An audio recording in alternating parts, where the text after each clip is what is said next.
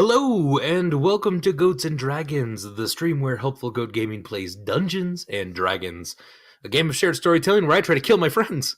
I'm Andrew Gilbert, the benevolent dictator of Helpful Goat Gaming, but tonight, I'm your friendly neighborhood dungeon master.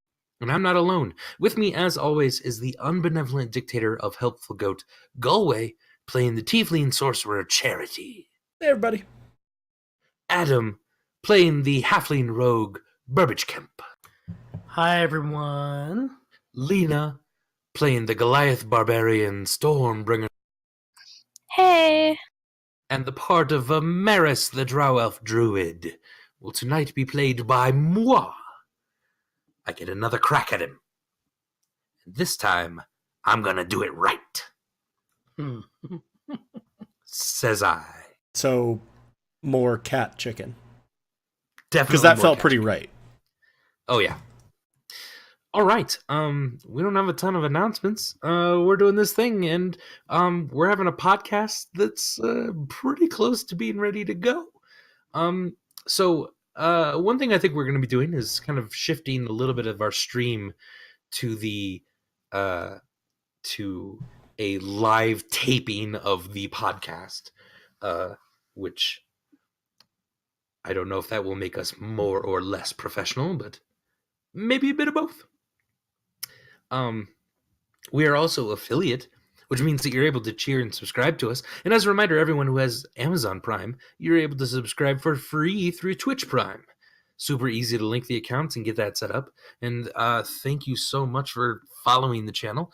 We really appreciate the support. And if you like what you're seeing, tell your friends.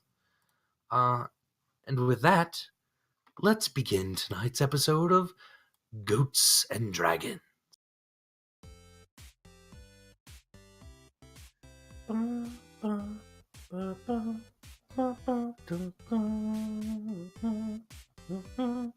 I really want you to mute this, Adam, and just listen to the old theme music and be singing along to the old theme music over the new theme music. Oh, I wish I could do that. Yeah. I like where's the old music? I miss it. I'm sorry. Shadow Realm. I should bring you know, this music is great too. It will be our official podcast theme song. But yeah. Indeed. Gaholnia. We hardly knew you. Gaholnia? I barely know her. Right? Oh, totally. I got it. Well done. Recap. Previously on Goats and Dragons. With the help of Stormbringer's sister and her riders, the family traveled far and fast toward the small coastal town of Clifmil.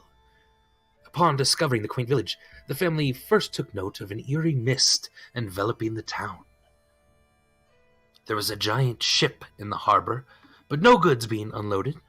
In fact, the town itself was dreary, and signs of life were only witnessed behind shut doors and locked windows.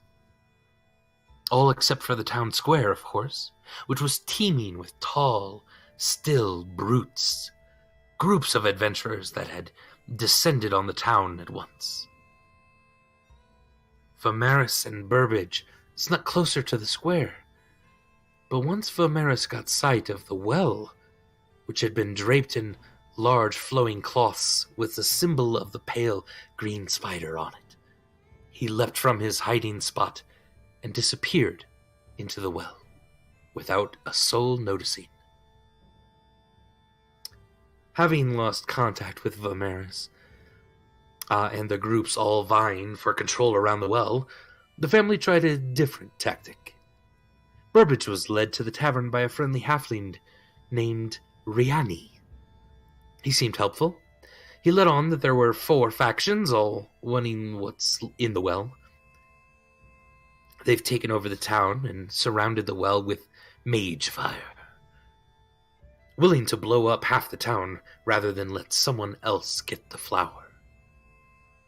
Several of these factions seem to have been sent by Ponway himself, but most of the town has not regarded the flower as something they could trade or even have access to.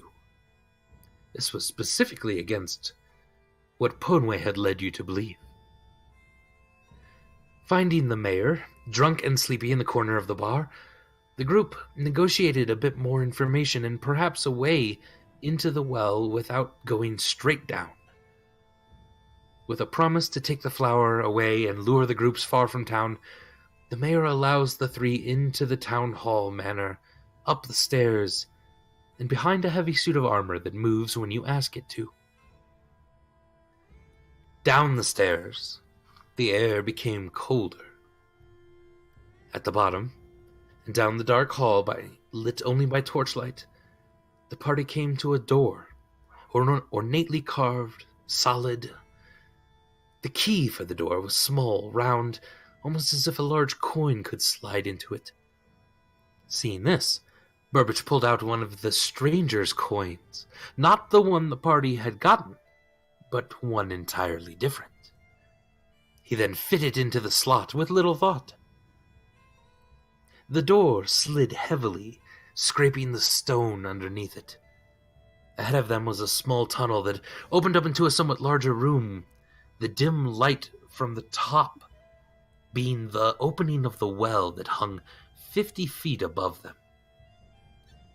It shone a spotlight through the mists onto another passage, in which stood a thin, black-hooded figure, Vamaris. Vamaris himself, in front of a door, pointed ahead at two figures, smiling wide, unnaturally wide, as the family approached. What is it you all would like to do? Resize this map into something useful for me. And then...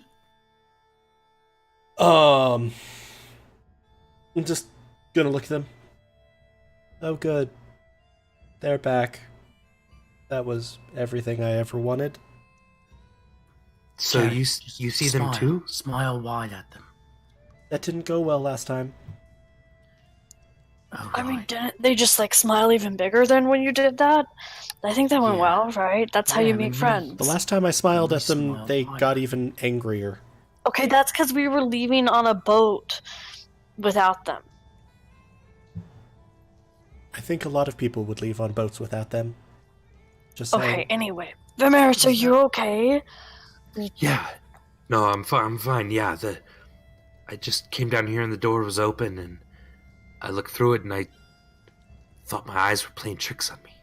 Yeah, they're not Yeah. playing tricks on you, brother. We see them too. Well, unless we're all hallucinating. Oh, I guess that... Yeah, we could be. How do we test if they're real? Should I throw something at them? No, Why? that seems like a bad idea. But don't we need to know if they're real? Oi! You're right. Go ahead. Okay. Boy, are you real? The figures just smile back. One starts to very slowly approach. Does that seem like something a real thing would do?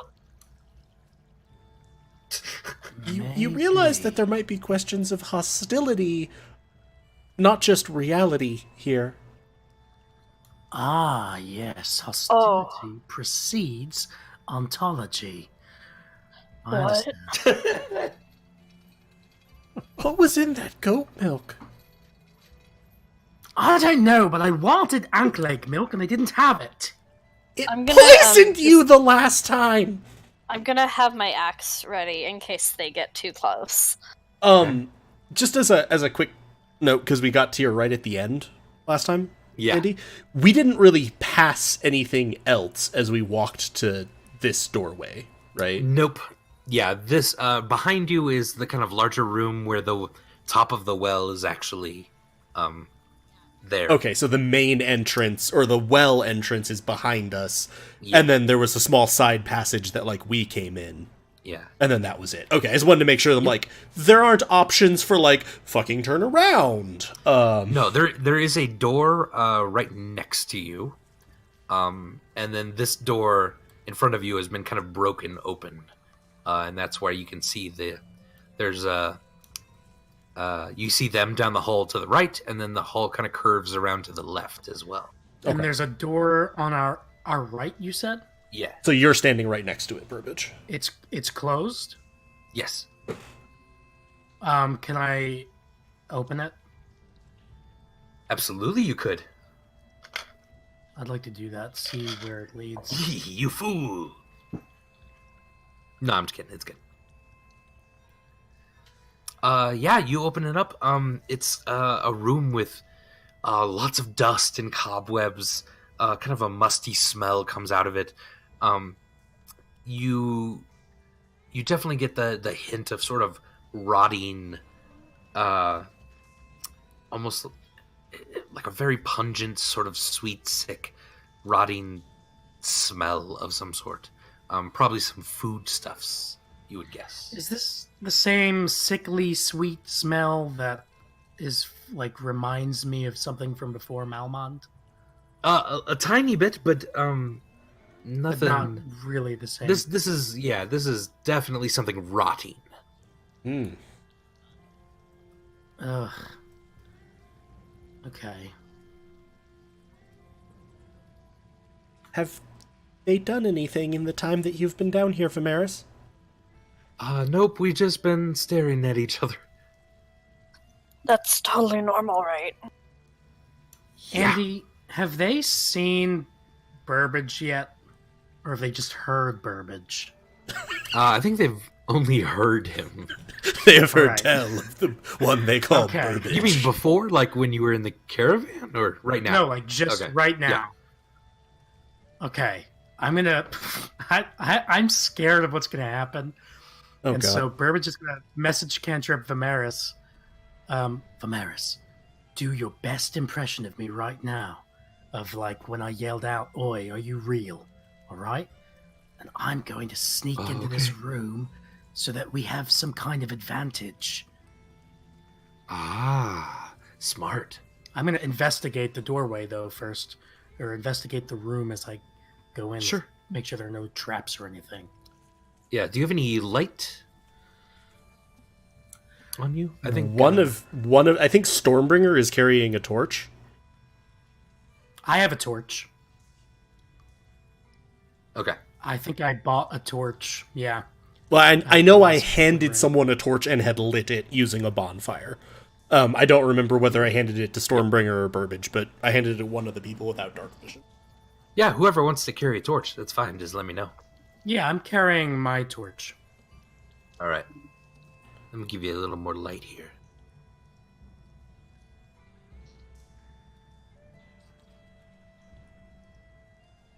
There you go. Are they still coming closer, or did they just stop? No, they've stopped again. Yeah. Okay. Should I do an investigation check? Please I'm do what doing you got. What? So many dice just rolled. Oh, whoops. You're good. No. With a 16 investigation, what are you kind of looking for? I'm looking for danger. Like, Or are I guess you for the, searching the doorway or the ground or the walls around I you? will search. I'll search the doorway first, like the Okay. frame of the doorway, before I go through it. Yeah. You you see some kind of weird markings on the doorway itself. Almost as if something has kind of been eating away at it a little bit. All right, and you the know stone what? is I closed the door. okay, No. okay. I guess I'm kidding. You do what you got to do. God damn it! Are No, you so keep scared? describing it. Keep describing the. So there are claw marks, like No, not actually claw. No, it's not like something's been digging at it. It's like something's actually been kind of eaten away, almost acidic, like okay. or a weird sort of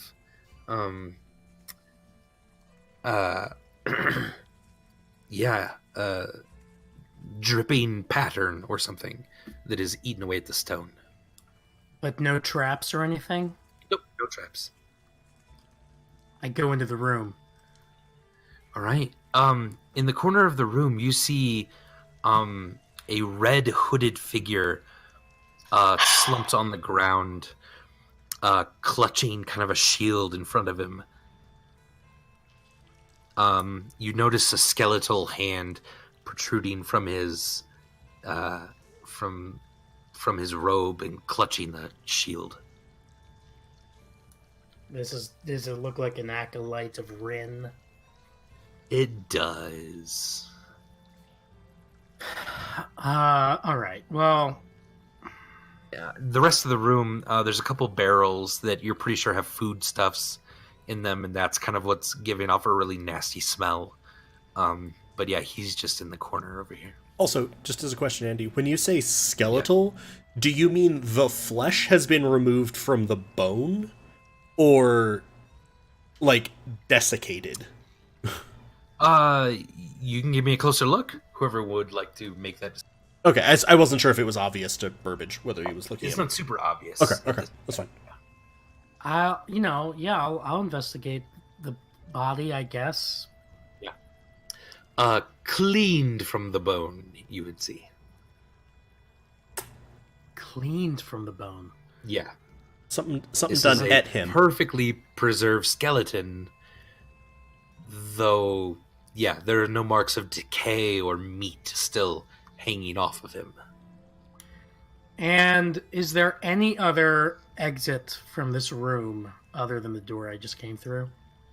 No. Useless. Just fucking useless. I'll stay just kind of crouched inside the door here and All right. wait to hear Vamaris' Burbage impression. If you recall, he was very interested in learning how to do Burbage's voice earlier in the campaign. Oh yeah.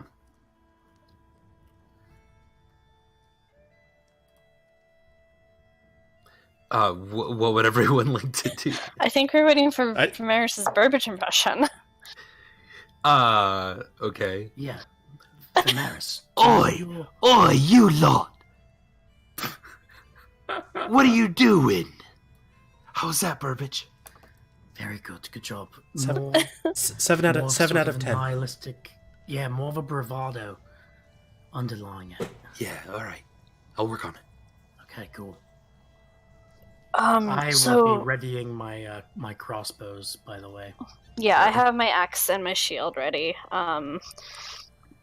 Should I go attack them, you guys? And see if they're real? And hostile? I think by the time you've started attacking them, they're going to be hostile if they're real, so maybe we hold off for a moment. Okay, well, they're kind of close, so...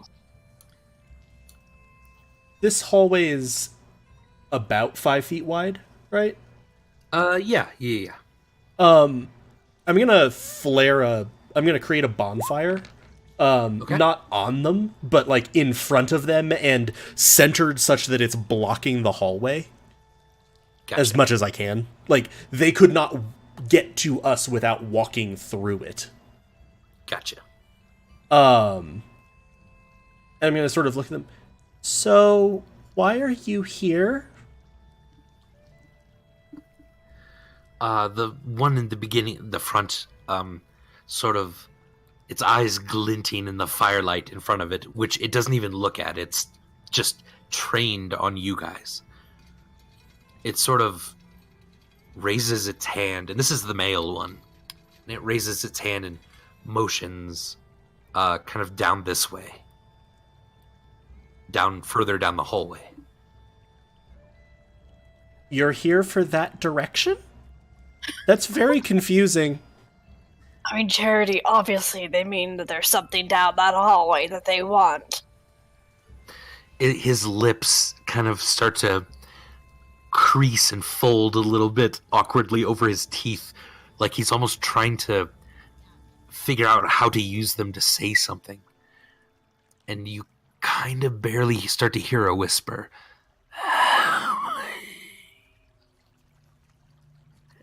And his face just grows into a giant's toothy smile again. Sorry, you didn't quite get that. Family. Family! family. He wants a family, you guys. Aww. We know what that's like, right? We wanted to have a family. And now We he's made pointing one. at you all. He wants a family like our family. Okay, so I just want to point out I'm having a really hard time with the fact that we're literally down a well with a character that can't speak, trying to interpret it, not just going like, "What's that, boy? You want a family? You want a family?" That's really good. The family's down the well? Where are they, boy? Like, do you want a family? They just motion again further down the hallway. Your family is down there. They simply smile at you. Charity is incidentally at this point being intentionally obtuse. Yeah. Stormbringer's not. He's gonna start- Stormbringer's being normal. Do you want my family to go down the hallway that way? There's a very slight but up vertical nod, yes. Why do you want us to go down the hallway? It just motions that direction. That's not explanatory. Can you, try talking again? I know it's hard. It tries to kind of move its mouth over its teeth. Family. Yeah, but why? I'm picturing Stormbringer doing a lot of unnecessary, like, lip movements. Yeah. While saying, what, like, why? Vamaris says, do you guys think they're here for this, or is this just a coincidence? Here for what? You know, the thing we're here for. I don't really want to say it. Oh, The odds seem very low. Incidentally, the blue joke is in the harbor. There doesn't seem to be anyone alive. The ship, with Make Ready the Sails, Mr. Hislop? Yeah. Yeah. Was he there? They didn't. Well, we didn't search We the didn't ship. search the ship. The villagers didn't find a Kenku's body. Okay. They found lots But of I other think bodies, we found though. Feather. And feathers. Okay. I'm going to sort of lean my head out a little bit again so I'm looking at them more directly. Do you want to help us? They just motion down the hallway. Are you trying to hurt us? They're just smiling wide. You guys are not good communicators, by the way. You're worse than Vamaris. Hey, oh, that's true, yeah. She I have a did book, specify worse, at least. I'm gonna message cantrip Stormbringer. Stormbringer, ask them about the Red family, or about whether we are the first family that have come down here. Hey, you guys, are we the first family to come down here, or has other families come down here? Okay, they yeah, like but that can word. you, nod or shake your head? I'll ask yes or no questions, okay? Are we the They first motion family to down come the down hall. here? They motion further down the hall. That's not... You guys are not... What is down the hall? Smile wide. I don't think they're gonna tell us anything, you guys. So do you want me to hit them with my axe and see if they're hostile, or... Again, normally after you hit someone with an axe, they become hostile if they weren't already. I don't understand. Charity's actually going to pause, think about you throwing axes during Kundu, and go, no, I suppose you wouldn't. Yeah. So, quick family vote down the hall? I'll go wherever you guys want to go. I mean, I kind of want to get this thing and leave. And we think it's down the hall? I don't really want to go down their side of the hall. Yeah. I'll nod to the group stealthily through the door as I kind of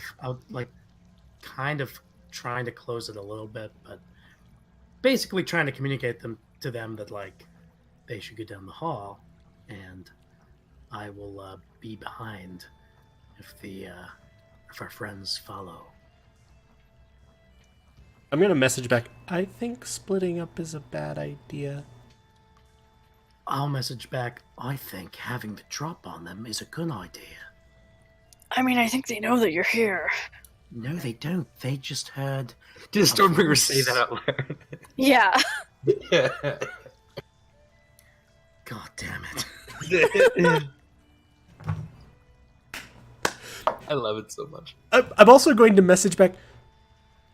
You've called out multiple times. They know you're here. No, they think that Vamaris is me. Uh, Right? That's why Vamaris did my voice. So that they...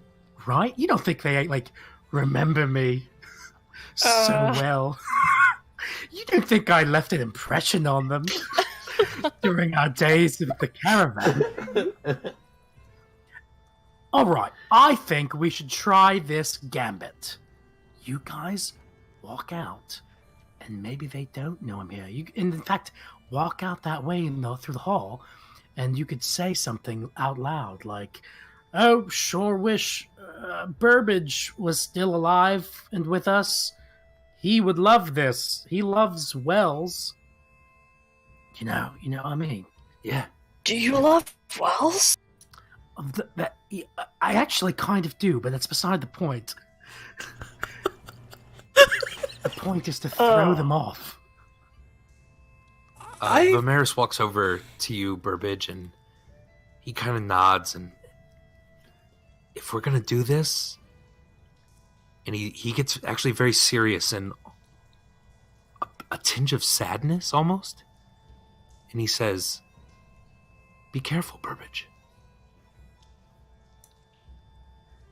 Yeah, of course I'll be careful. You know, you too.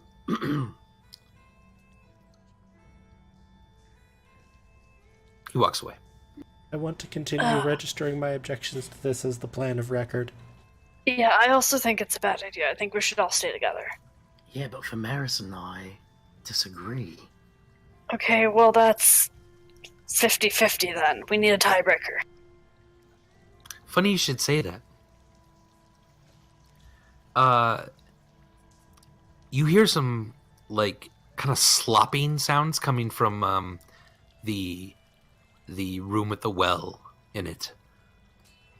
And quick looking back, you see weirdly, like, long, thick vines that look like they've kind of grown almost from the top of the well and kind of settled at the bottom in sort of a heap.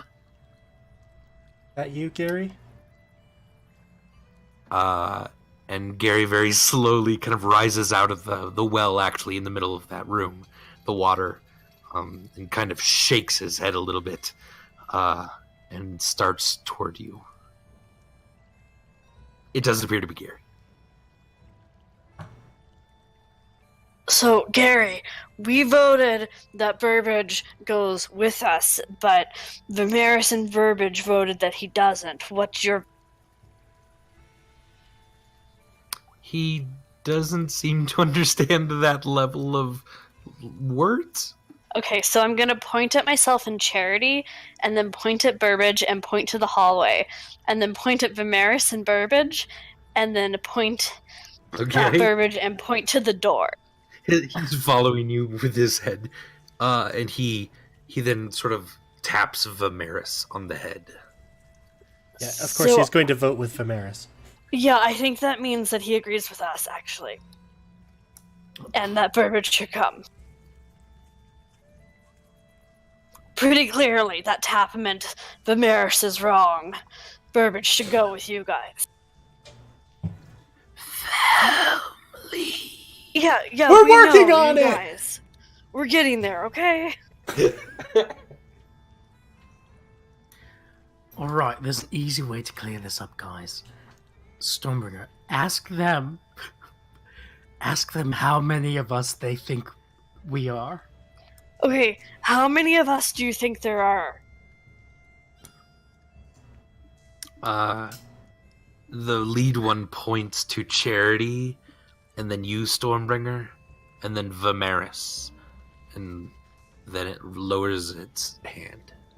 I guess they think that there's 3. But he might just be tricking us. I'm gonna pull out my I told you so token that Charity gave me a couple of weeks back. And I'm gonna show it to all of them with a grin and then close the door. Okay.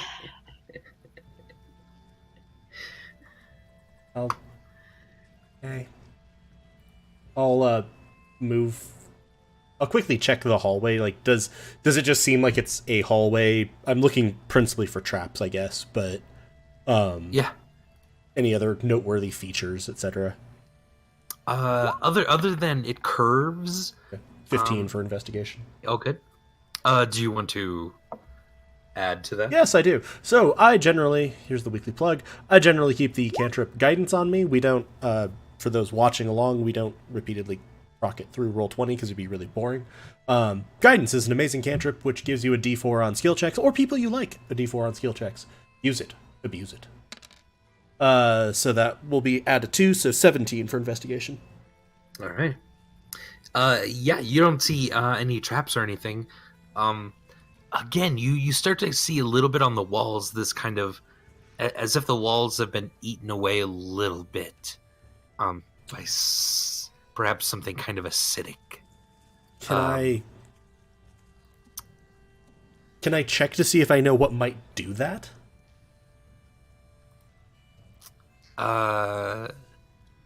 You're not exactly sure. I mean, yeah, if you think it might be a creature, you can give me a nature check. Well, I guess kind of be based on where I am, like based on the setting. blood or a trap. Yeah. Based on the setting, do I think that it's something that's just about this building itself? Like, I'm not noticing acidic dripping or anything. Right. And then, I guess, yeah, like, based on what I see, do I think it seems like something acidic brushed against it or dripped on it? Yeah. Give me a nature check. Sure. Because there's something about it that feels horizontal rather than vertical to you. 14, so 15, plus 2, 17 for nature. And because of that, you're worried about some sort of gelatinous cube or pudding or something kind of innately acidic that moves through these halls.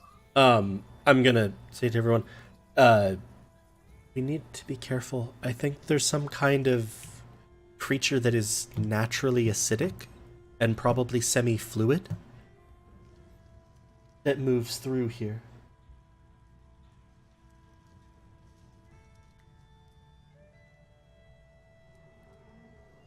All right. Okay, I was like, did my mic get cut off? Yeah. Because no one seemed No, to react. I'm also going to message. Vamaris is okay. I'm going to message Burbage that same. Okay. You should be careful. I think there's some kind of acidic creature. All right, roger that. And Can I just do another one over of the room that I'm in to see if, like, Yeah. do I see any kind of opening or vent or like anything that like acid or an acidic creature could come through aside from the door? Aside from the door, yeah, you really don't. And you've looked it over pretty well. Okay. All right. I guess I'll step out into the hallway then. Wait, but if there's an acid creature, shouldn't we keep Burbage with us so he doesn't get eaten by the acid? Yes, we should, but he seems disinclined to do it, especially because if it's scraping against the walls, it will block the hallway. I'm actually going to message that in. I'm like, by the way, Burbage, the scrape marks I'm seeing on the wall for acid suggest that the thing fills the hallway. You might get cut off. Right. I suppose it's just a risk we'll have to take, yeah? We don't have Not to. especially. You could come with us. I mean, yeah. Somebody's gonna have to persuade Burbage. You could make a persuasion roll if Adam, that would work, maybe? I'm going to say, so Burbage, you're saying, I understand the idea, and it's a good idea to want to get the drop on the whatever they are, but let's say they don't actually move, and then this acidic creature ends up blocking the hallway. It's going to be made out of liquid acid. Do you want to stab that? It could also dissolve parts of you. I can't grow those back. Right. Right, but if I stay over here, doesn't that make me kind of safer? Is there any evidence of an acidic creature having been in that room? Oh, fair point. All right, just I think I'll be fine. Let me just investigate this body over here one more time to see. There's a body?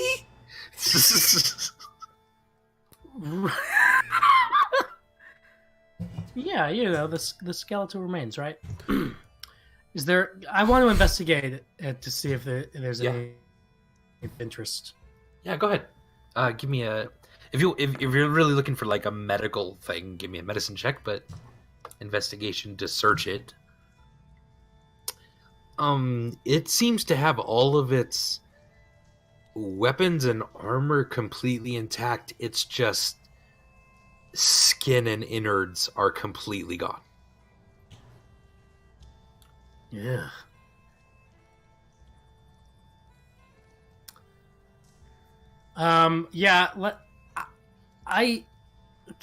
Maybe can we have it be a persuasion roll?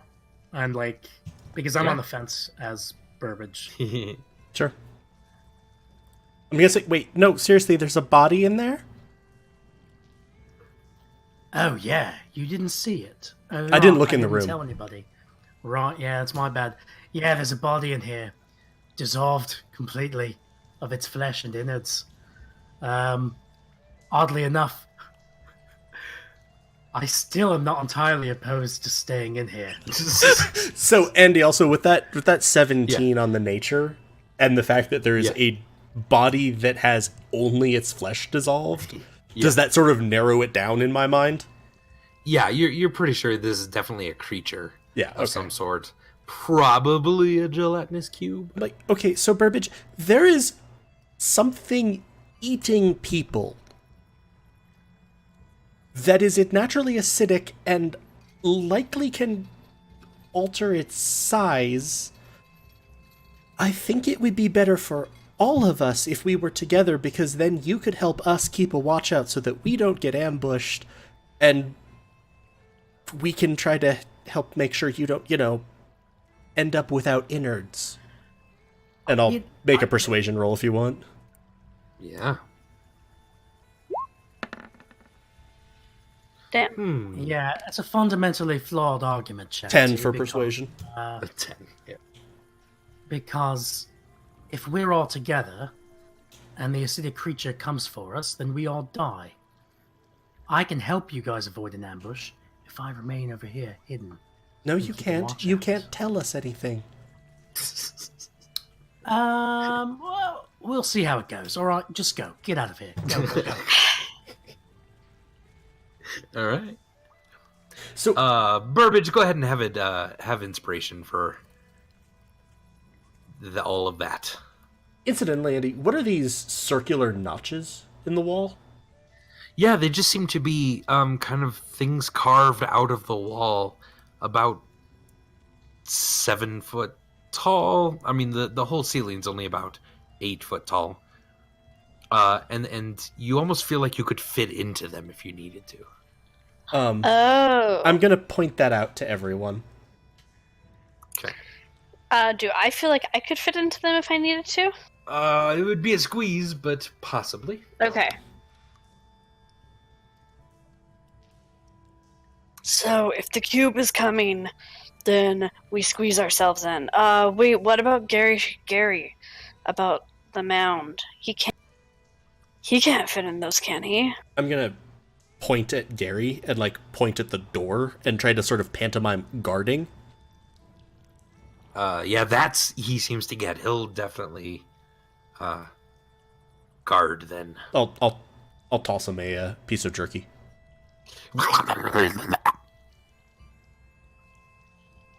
And then move forward, I guess. All right. How do you want to have a marching order here? Vamaris says he can be in back. That might be best. Do you want me to go in first because I'm tough? Possibly a good idea, but let's keep... however you'd want it to. I would want to be continually checking for, like, traps, any kind of trigger, etc. Yeah. So I can either do a blanket check roll. wherever you'd like to. Okay. So just let you know. Yeah. Okay. So let's get going, I guess. All right.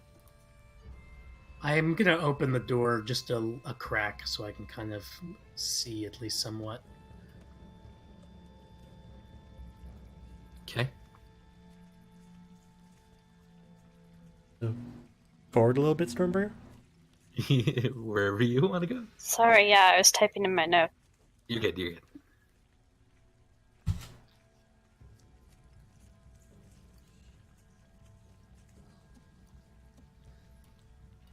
I'll quickly, like, does the other thing I like with the perception check, I guess, does anything feel different sort of as we're moving through the hallway? Like, is there temperature changes, stuff like that? Yeah, you don't, you get kind of a little bit of a cool breeze, and it's a little less misty in here. Okay. And Vamaris kind of taps on your shoulder, Charity, and motions behind you, and you do see the smiling figures following slowly, walking through the fire with very little consequences. Hey, why are they following us? I'm sure it's great. Is it because they want to be part of our family? No, I don't think that's it. Oh. So I'm just Are you gonna sure? message back to Burbage, message cantrip back to Burbage. So they're following us, and they don't seem bothered by fire. Roger that, Charity.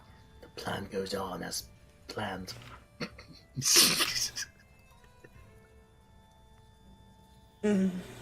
Right, I'll just keep going then. Sure. All right. Yeah.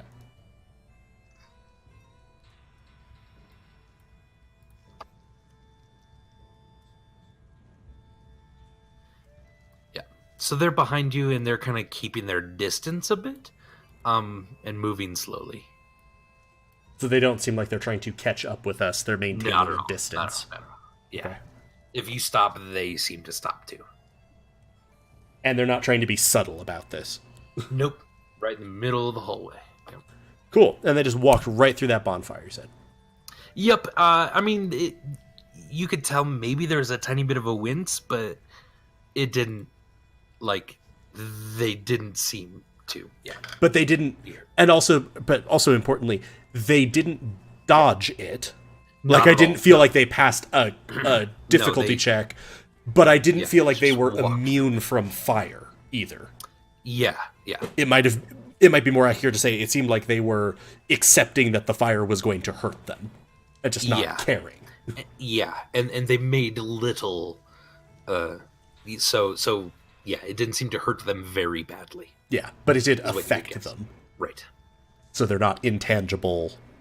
Right. And they didn't dodge it. Okay. Yep. Okay. Okay, continuing forward, I guess. This is great. All right, Stormbringer. To your left is a small little alcove, and then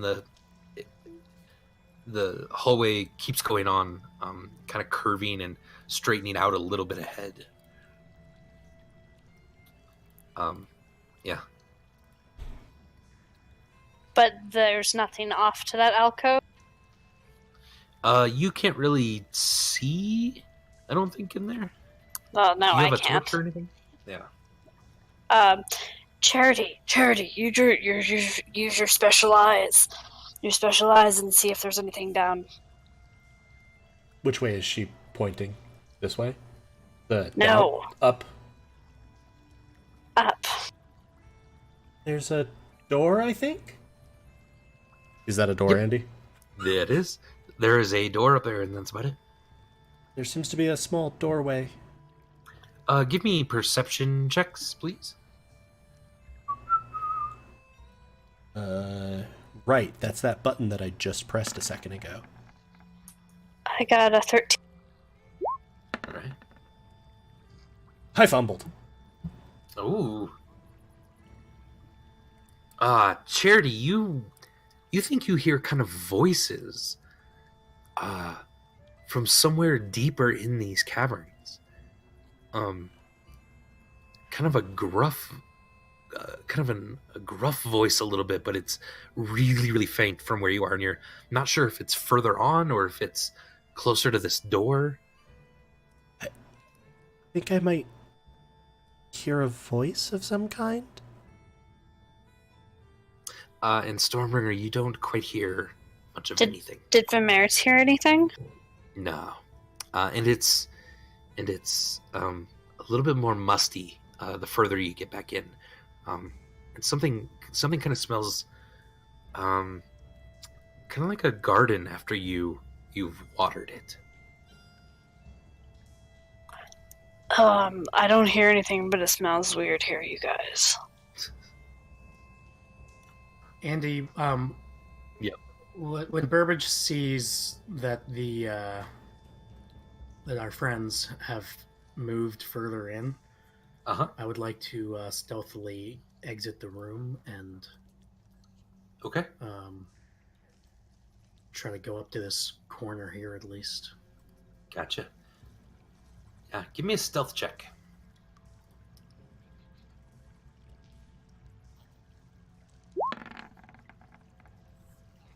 $18. Cool. Do you still have your torch?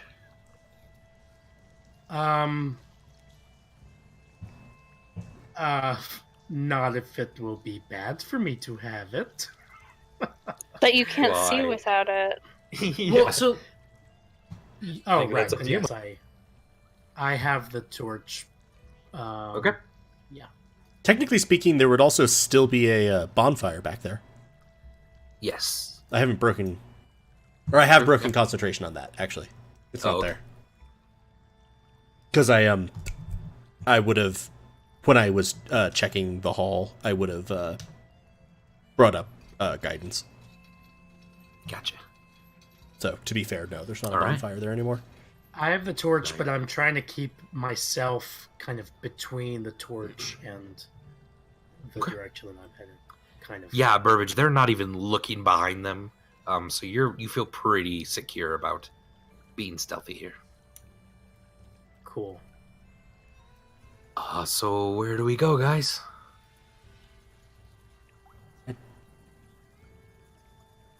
It's up to you, Charity. What did you say, Stormbringer, with like the smell? Said it smells weird. Was that here, or did you have a direction for that? Did I have a direction? Not really. No, not with a 13.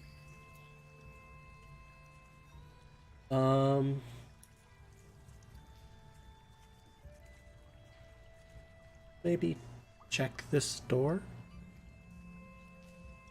Okay. I'll do it. 'Cause I'm tough. Yeah. I want to Um, sort of listen at the door first. Okay. Give me a perception check. damn. 7 plus 2, 9 perception. You don't hear anything beyond the door at this point. Can I listen at the door too? Please.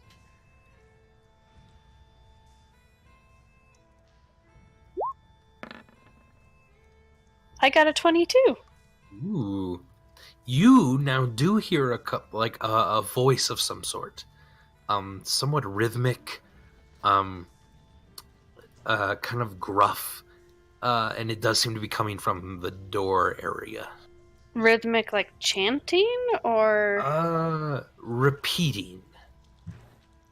So like Okay. rah, rah, rah.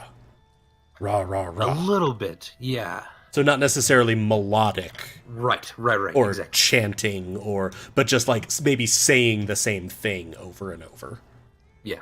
Okay. I'll tell Charity that. What do you think I should do? Yay. Should we just keep going, or... I don't know. I want to check the door, see, does it seem to be locked and does it seem to be trapped? Yeah, go ahead, check the door. Investigation? Yes. 18. Yeah, it is not trapped. You feel really good about, and it's not locked. The door doesn't seem to be locked or trapped, so we could check inside here, but if there's someone talking, we have to accept that at this point, the balance of probability is probably that they want to kill us. So are you saying I should kill them first? Or No, we that should just be... Yes, don't let them kill going? you. Don't let them kill us, but we should be on our guard, not preemptively killing. Okay. So let's open the door and see what's on it. Okay, but not preemptively kill. Just be ready to kill as soon as someone moves. Yes. Yeah. Okay. So Stormbringer's going to be opening the door and be ready to swing her axe as soon as someone moves inside. All right. It's dark on the inside here. You don't see anything. And you hear the voice a tiny bit better now that the door is open, but yeah. You definitely need someone else. I'll step forward. Can you see Charity? Just seems to be a room that sort of is curving around again, maybe? Do I think I could, like, sort of quietly peer around the corner? Yeah, no, Like- you can step up. Yeah, like, I don't... What I'm going for is my token will move, but, like, I don't want to have Yeah. stepped into the room. It's more just Oh, I got you. move the token to get the visual of pulling my head around. Totally fine. Yep. You So- do see a doorway at the other end of this kind of curved room. There's another door. And no people?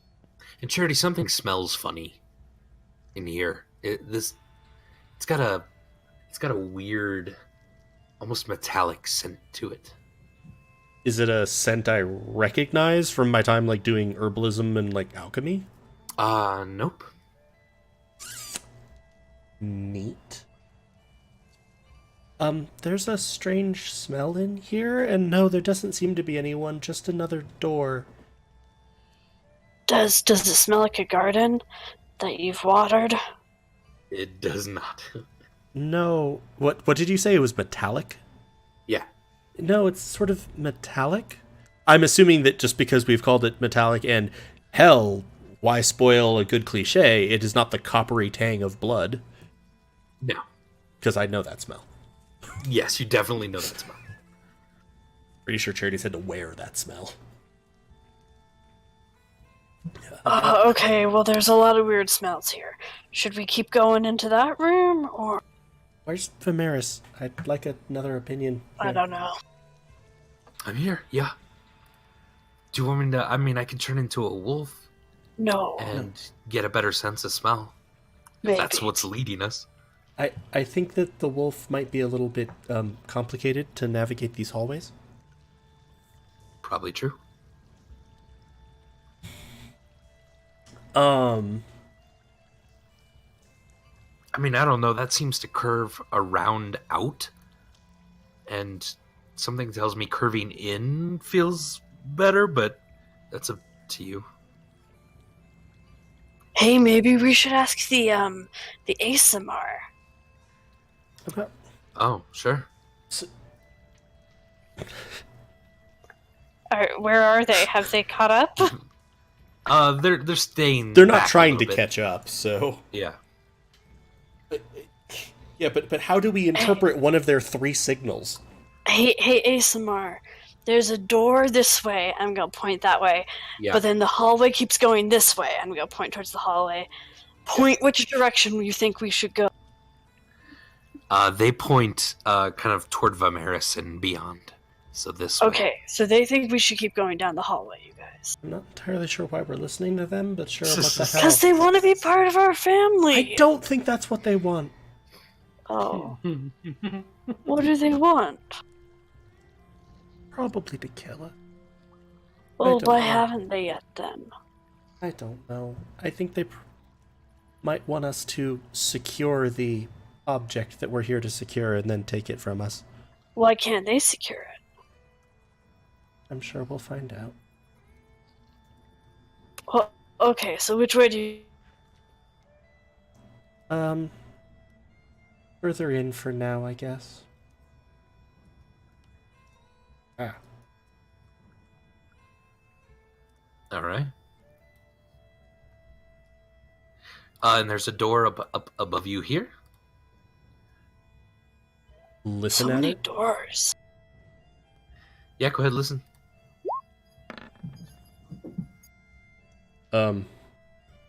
Why does it show a 17 on my screen?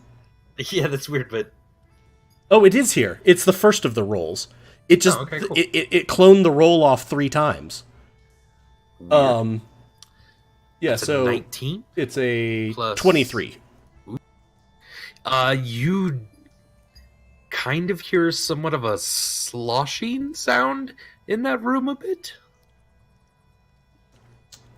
Something kind of moving around, but sloshing and sticking maybe to the walls a bit. I'm pretty sure we might have found the gelatinous cube. If we just keep going, will it leave us alone, do you think? I'd say no, but we can just keep going for now. Okay. We need to, get, I don't know. We should have grabbed the alchemist fire so that we could just burn everything that we don't want to deal with. I don't think the heavily armed paramilitary forces surrounding the well were going to let us just take their alchemist's fire. Well, that's really rude of them. Fair.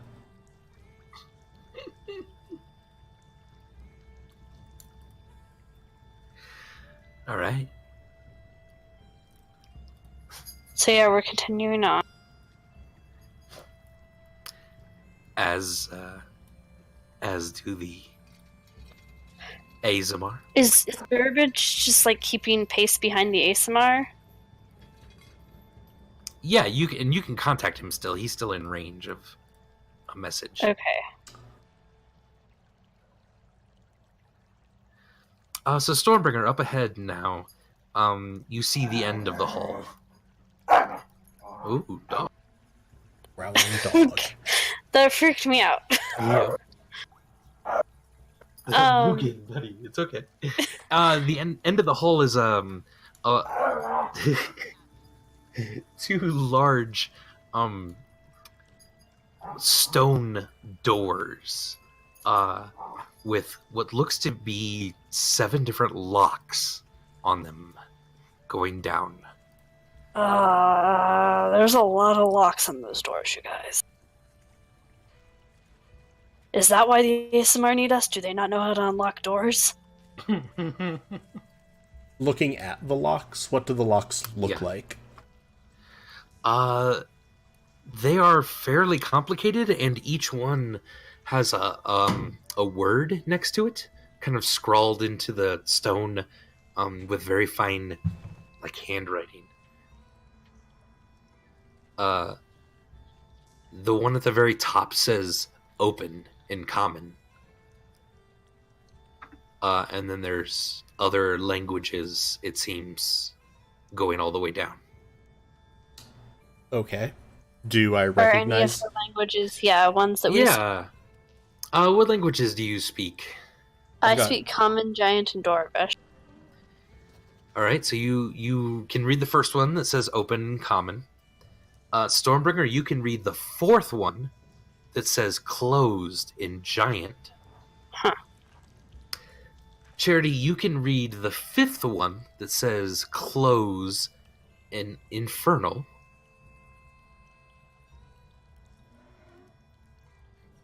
Can Vamaris read any of them? Yeah, he points out that the second one is Elvish, and it says "closed."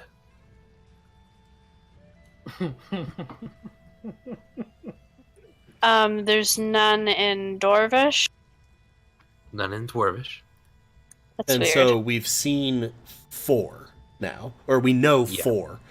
Open in common at the top, closed in Elvish, something we don't know in at the third slot, closed in Giant, closed in Infernal, and then 2 slots after that we don't know how to read.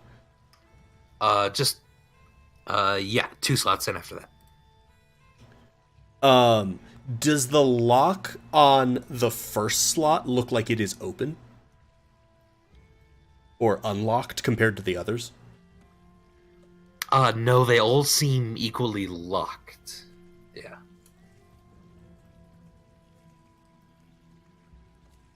You guys want me to hit it with my axe, or what? And in this, the Azamar have gotten very close. Okay! Hey, personal space, you guys! Bubble! What are you doing? They seem to be pointing down at the bottom, last one. And then they say, "close."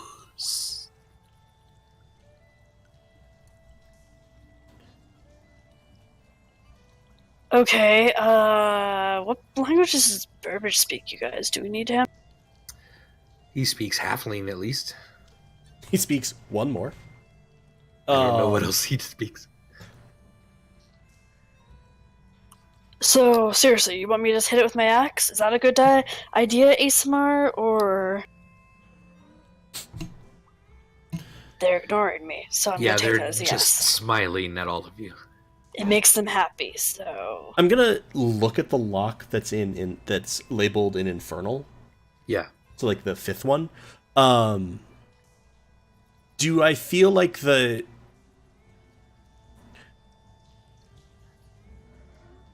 Wait, does it say closed or close? Several variations of the same kind of thing. So it's not necessarily consistent for, like, tense or... Not exactly, yeah. It's Okay. It's more the meaning, yeah. And Vamaris does point out that the 6th one is undercommon, but he's not exactly sure what it means. I'm going to make him roll a history check.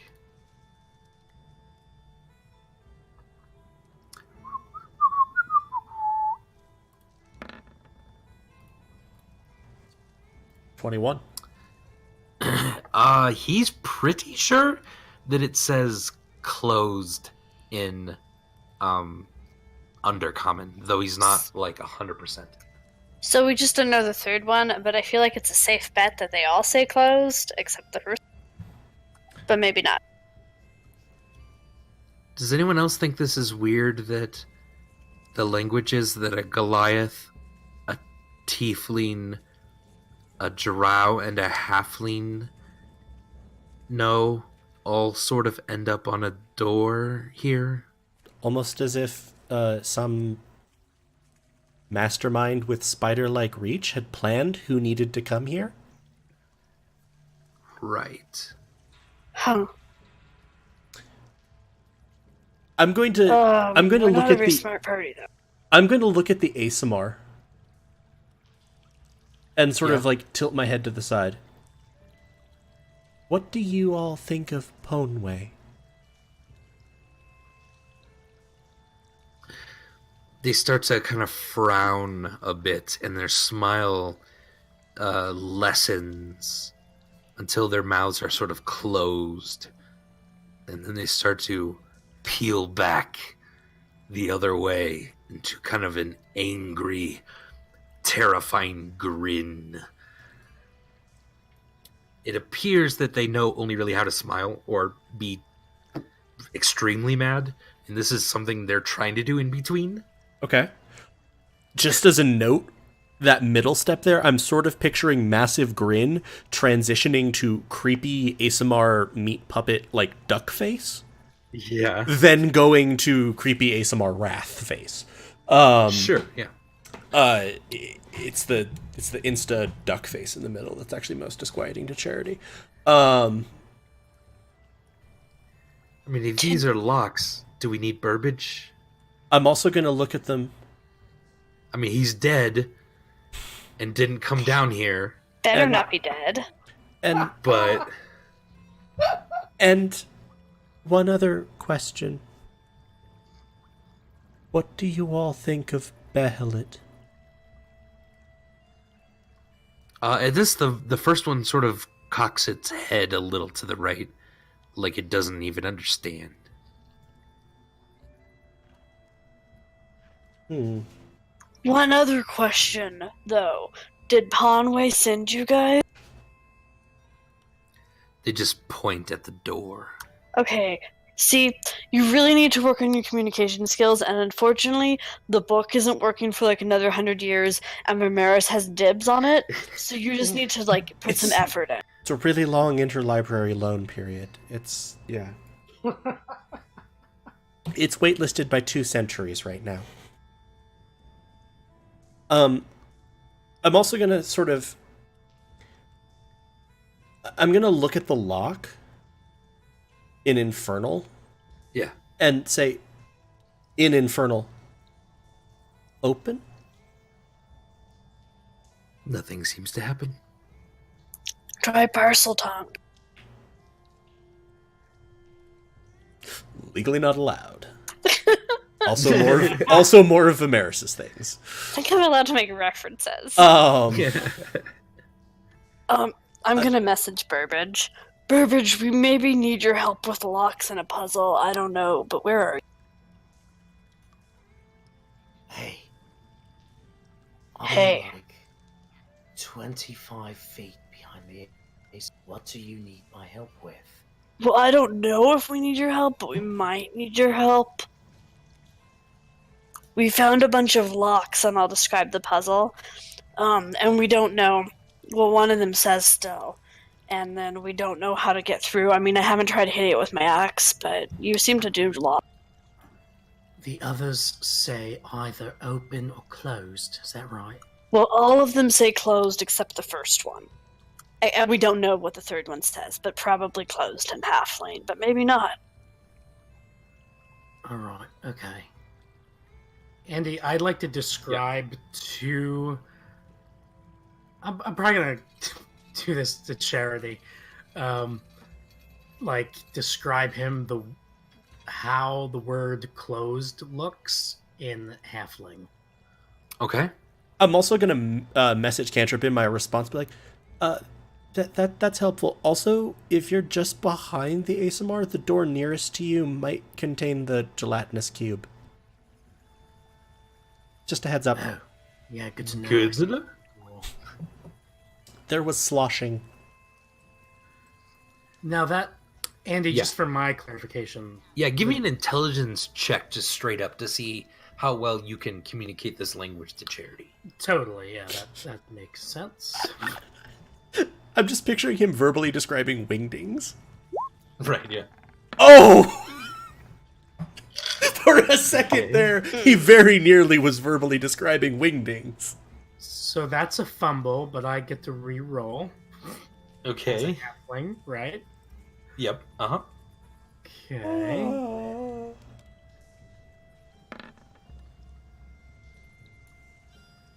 All right. That's a 9. That's a 9. Charity, he's trying to describe it to you, but it doesn't really look like what you're seeing here. I don't think that's it. All right, then I'll describe the word open Okay. to Give him. me another check.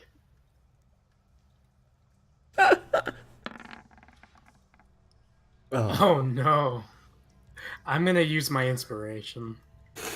Okay. At this point, you were just legit describing That was wingdings. That was a 3. Jesus Christ, the dice tonight. All right. A 7 then. Charity, you're not even sure that this word is in halfling at this point. The way he's describing it is kind of all over the place. But maybe it's a certain script of halfling. You're not sure. Charity, why don't you try describing the word to him? I'm gonna look at it. Does it look like it might be thieves' cant?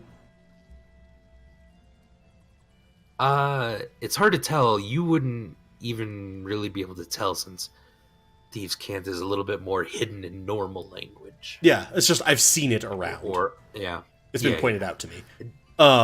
Yeah, nothing quite like that. I'll message back to him what it looks like. Okay. Give me an intelligence check with disadvantage.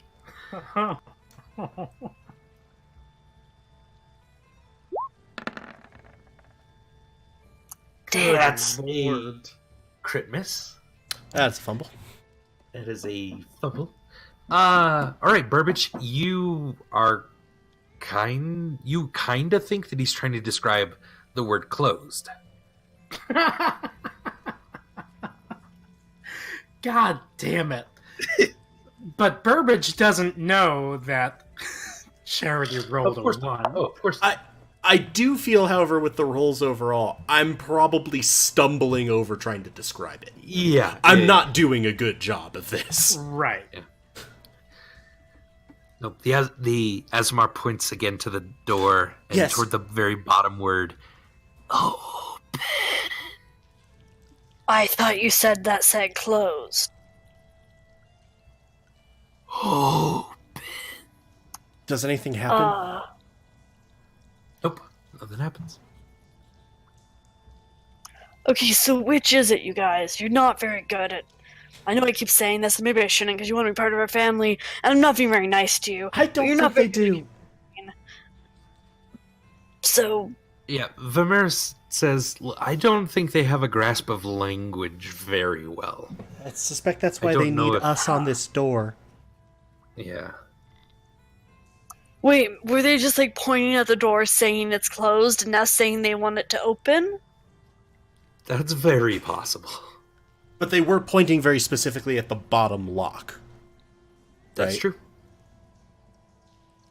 Just, I was making sure of that. Sorry, that was more of a Yep, confirmation. Yes.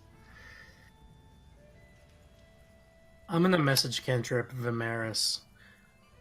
Hey, Vamaris, Charity is not doing a good job of describing what's on the third lock. Can you try, please?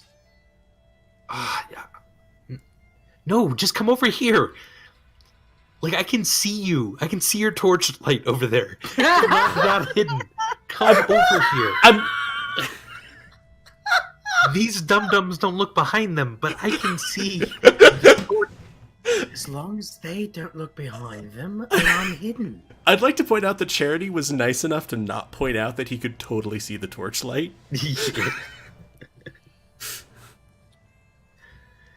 No, just come over here, Burbage. Vamaris, just try once, and if we can't figure it out, then I promise I will come over there. All right? Okay, fine.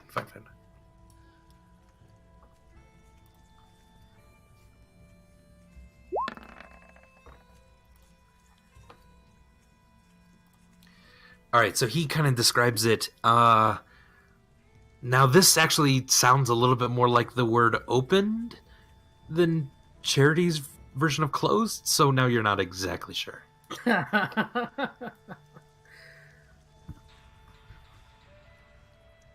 Yeah. So you're saying that between this description by Vamaris and Yeah. the description that I got from Charity, Yeah. I'm really not sure. You're not sure. You know how you could get sure? By Actually coming over here. Oh, that sucks. I hate this option. Okay, no. Oh, all right, hold on. I'm going to message Cantrip Stormbringer. Stormbringer. Yeah. Try. Okay. Charity and Vamaris have given me kind of a blurry idea of what lock number 3 looks like. You're our last hope. Oh, that's not good. Describe to me what you see. Okay. So I'll try that. Is it Go a ahead. intelligence with disadvantage? check with disadvantage, yeah. I got a 9. I didn't need to say that in Stormbringer's Sword. I got a 9. See, now it doesn't even sound like halfling to you, Burbage. Now it sounds like some sort of elvish word again, but... But I will point out that Yeah. if we add together the 3 rolls, Uh-huh. it's over 20. That's not really how D&D It's works. an average less than 10. It's an average of 7. All right, I'll But message yeah. Cantrip Charity. All right, Charity. Are you absolutely sure that you need me over there? I can't read it. Stormbringer can't read it. Vamaris can't read it. The ASMR here just keep going, cursed. And you're the closest one of us to the gelatinous cube at the moment. Do Is that you a good want- thing? It's a message cantrip, Well, so. Do However, you want me to attack the ASMR? What are you, Stormbringer now?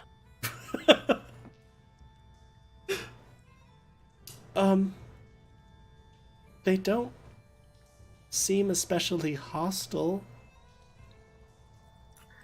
All right, Oh, wait a second, Burbage. Oh, what the fuck? As you're talking, you start to maybe I'm gonna go forward just a little bit. Your backpack catches on something behind you. Okay. You sort of turn just slightly to look, and you are enveloped in a gel that just engulfs you entirely. Make a dexterity saving throw for me, please. But I'm still hidden from the ASMR, right? Yeah. Yeah, that's the important part. Okay. Dexterity saving throw, you said? Yeah. Jesus That's an Christ. 11. All right.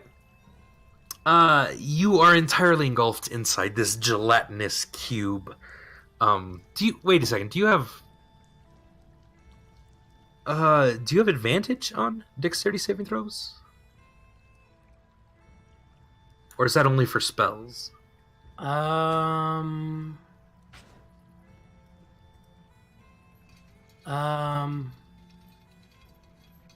I don't think he has. I thought he just had evasion, which is he halves the damage. When I'm Basically, things for spells that require him to make a dex check can only Yeah. ever do half damage to him. At Okay. max. Oh And wait, it's a wait, spell. wait. This is actually kind of tricky. Sorry, I'd grabbed my player's handbook because I Yeah. was going to ask you a question about scripts. Because for it. different languages are written in different scripts. So I was going to ask if I at least knew what the third one was written in. But here's the text. When you are subjected to an effect that allows you to make a dexterity saving throw to take only half damage, You instead okay. take no damage if you succeed on the saving throw, and only half damage if you fail. It doesn't actually say spell effects, and it also specifies a red dragon's breath weapon is one of the things that it works on. Yeah. So it's still a fail, but it halves the damage. All right. Also, is this cube by any chance grappling me? Oh no, God no. Oh God, no. No, it is eating you. Burbage, please take this much acid damage. 11? All right. You are engulfed. So did we decide he should be having that with his evasion? Or is that not actually from the... This is not a... Okay. Yeah, this is not a thing that halves anything. Why don't we go ahead and roll initiative? A little bit of that there, initiative? Yeah. Sounds good to me. Okay. So I'm gonna, because I need to make a modal for this. I'm rolling mine with advantage, and we need to add 2 to the number if it's relevant. Okay. Because of the dagger. It also would really help if I clicked the initiative. I very distinctly had advantage on, and you didn't roll with advantage. Okay. Try it again. Neat. Am I rolling 2, Andy? 7.7. Mine didn't roll with advantage either, and it was supposed to. I don't think the advantage macro applies on... Yeah. Okay, well, it doesn't make a big difference. Oh, I got a okay. 6. Did the same thing for me. We both went up by 1. Cool. All right. So I'm at 7, technically. All right. Wow, we just all fucking bombed initiative. Yeah, we suck. Except I mean, for Burbage is Burbage. good. Except for Burbage, but the cube bombed initiative. Yeah. Which, I mean, that's good. Yeah, come on. If the cube fails initiative and I got fucking 21, I gotta be able to dodge out of the way of this thing, Andy. But you're inside of it already. Yeah. That's not fair. I don't understand. I was being stealthy. I was being very aware of my surroundings. I didn't even get a perception check. This is bullshit. Yep. All right. Are the ASMR joining us? Are they going to help us fight? Yeah, maybe. Please take 9 damage, Burbage, just immediately from your acid. Because I said it was bullshit? That's bullshit. No, because you started your turn inside of it. And then, what would you like to do? I want to get out of this gelatinous cube. All right, please give me a strength check.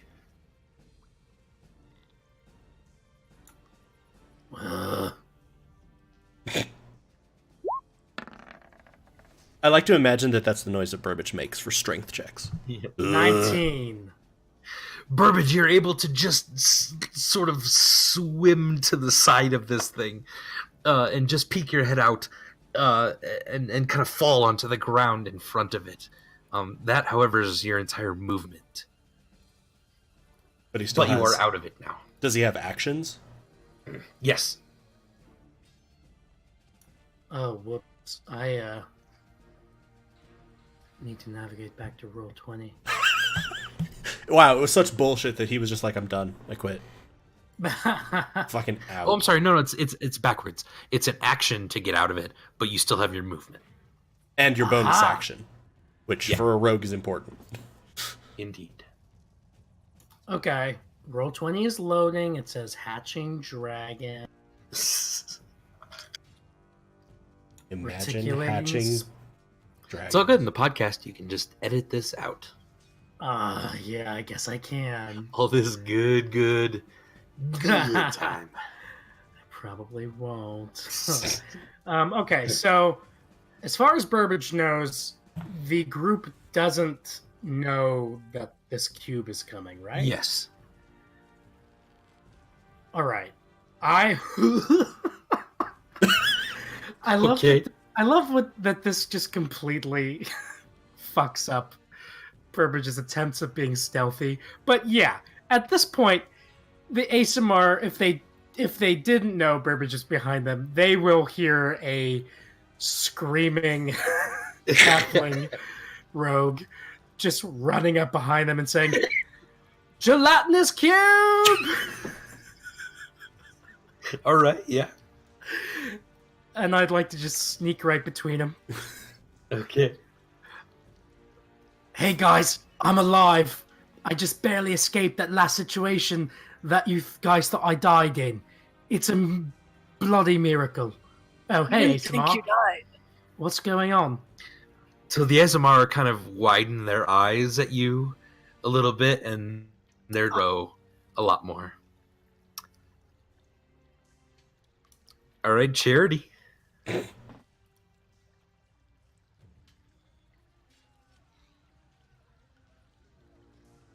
No, not through the wall, roll 20. So I'm gonna move up along the wall until I have a sight line on it. Yeah, definitely there or here. Um.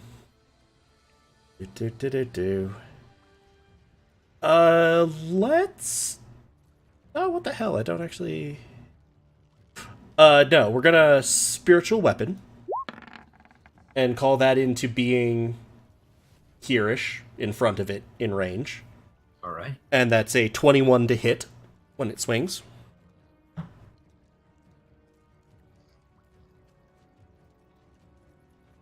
Please hold. Andy locating There we go. spiritual weapon file. So 21 to hit. That hits. Or 7 force damage. Great. Min damage. All right. Do I feel like that hurt it? Yes. 7 force seems to have hurt it normally. Cool. Yeah, absolutely. A tiny bell is going to appear over it. And I need to make a wisdom saving throw as the dead are told. Gelatinous things are very, very wise. It's a 1. Cool. This DC Roll was the 17. So 7 necrotic damage was what I rolled. All right, that hit. Yep, It yep, hurt. yep. Definitely a cube. Definitely a cube. I'm gonna point at the ASMR. Pointing, and I'm gonna look at the ASMR and, like, point at it. Helping? They're just smiling at you. Yeah, okay. And I guess that's it. Stormbringer.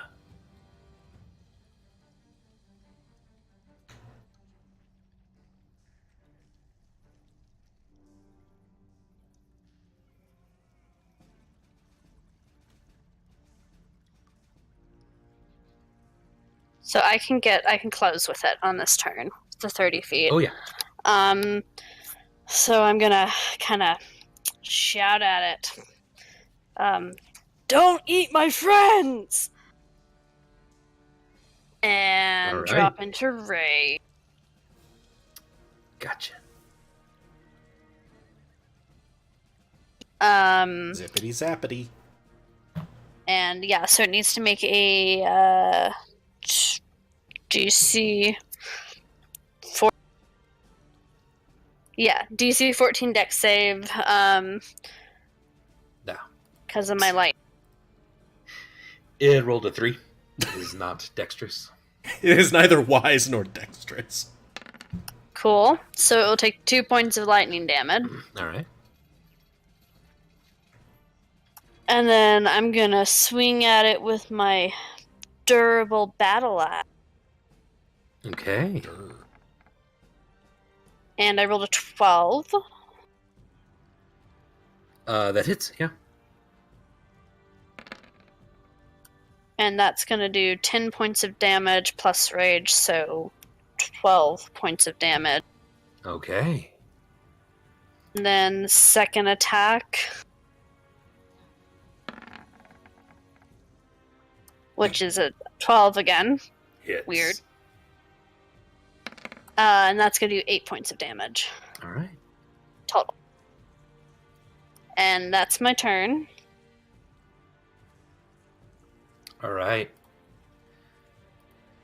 It is going to and try to slither all around you. Go ahead. If you wanted to, you could make an attack of opportunity as it's trying to slither around you. Sure. Yeah, that won't. I can still make a dex save if it is trying to engulf me. Yes. That won't affect that. Okay.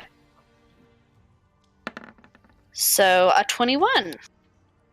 Hits. So another 8 points of damage. All right. Yeah. All right, and then make a dexterity saving throw. And this is obviously an effect I can see, so I have advantage, right? Yes. 10. Jeez, that was a terrible roll. I'm afraid you are engulfed by this. Bummer. Please take this much acid damage. 14. 13. Okay. All right. Vamaris. You say that like you're not Vamaris. Vamaris, passing it to you, by which I mean me. There's some good stuff, but he's gonna touch you, Burbage, and heal you for 9 points of damage. Sweet.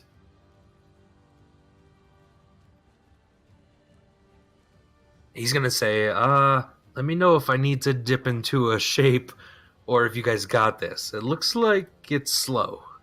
You might get Shillelagh up. Not a bad idea. He'll go ahead and do Shillelagh.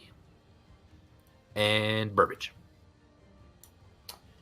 I'm gonna go over to this lock Okay. and see for myself what the fuck it says. The third word down is in halfling, and it says open. Fan-fucking-tastic. And okay, what language is the first one in? Common. Common? Does it still say open? Yeah. All right. Yeah, great, good. This fucking does us. So you know all the languages now except for the last one. You're not sure what it is. Well, the last one's creepy ASMR. They at first said, I overheard this from behind. I heard them say closed, and then they changed it to open. Yeah. And yeah.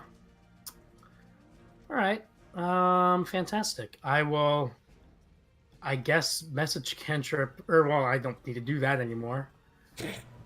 All right, the third lock says open in halfling. What does that tell us? That you have really crappy timing sometimes. Look, I'm just, all right. Yeah, but if we can open this door, it's our way of escaping the gelatinous cube, so all right. Or we could kill it, Burbage. Who said that? Vamaris. His voice sounds different. But it's him. As Vamaris says that, Charity's flame halos burst into fuller life. I like that idea. All right, I'm gonna run back here. So that is my movement. Yeah. And then, did I have to use any? That was pretty much my normal. That probably adds up to my 30. Yeah. All right, so with my action and bonus action, I'm gonna try dual wielding my my crossbows. All right, let's do it. I'm gonna use magic bolts in both. Let's see what happens. And does Stormbringer being engulfed by it mean that I have? Don't hit her.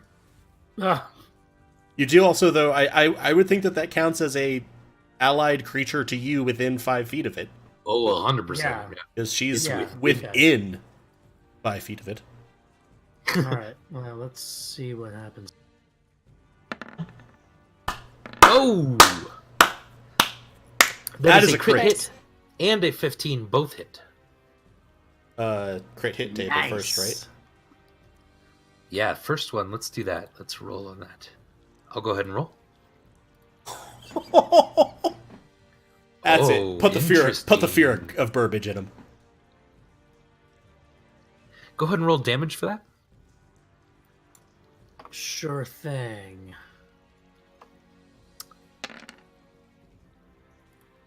Wait, was D6? That I just clicked hand crossbow. But it didn't double. It rolled Oh. 2d6. Oh, it did roll 2d6. Sorry. Yeah. And then you can your sneak attack also doubles. Yeah. So roll Okay. sneak attack twice. I'll do sneak attack for the first crossbow.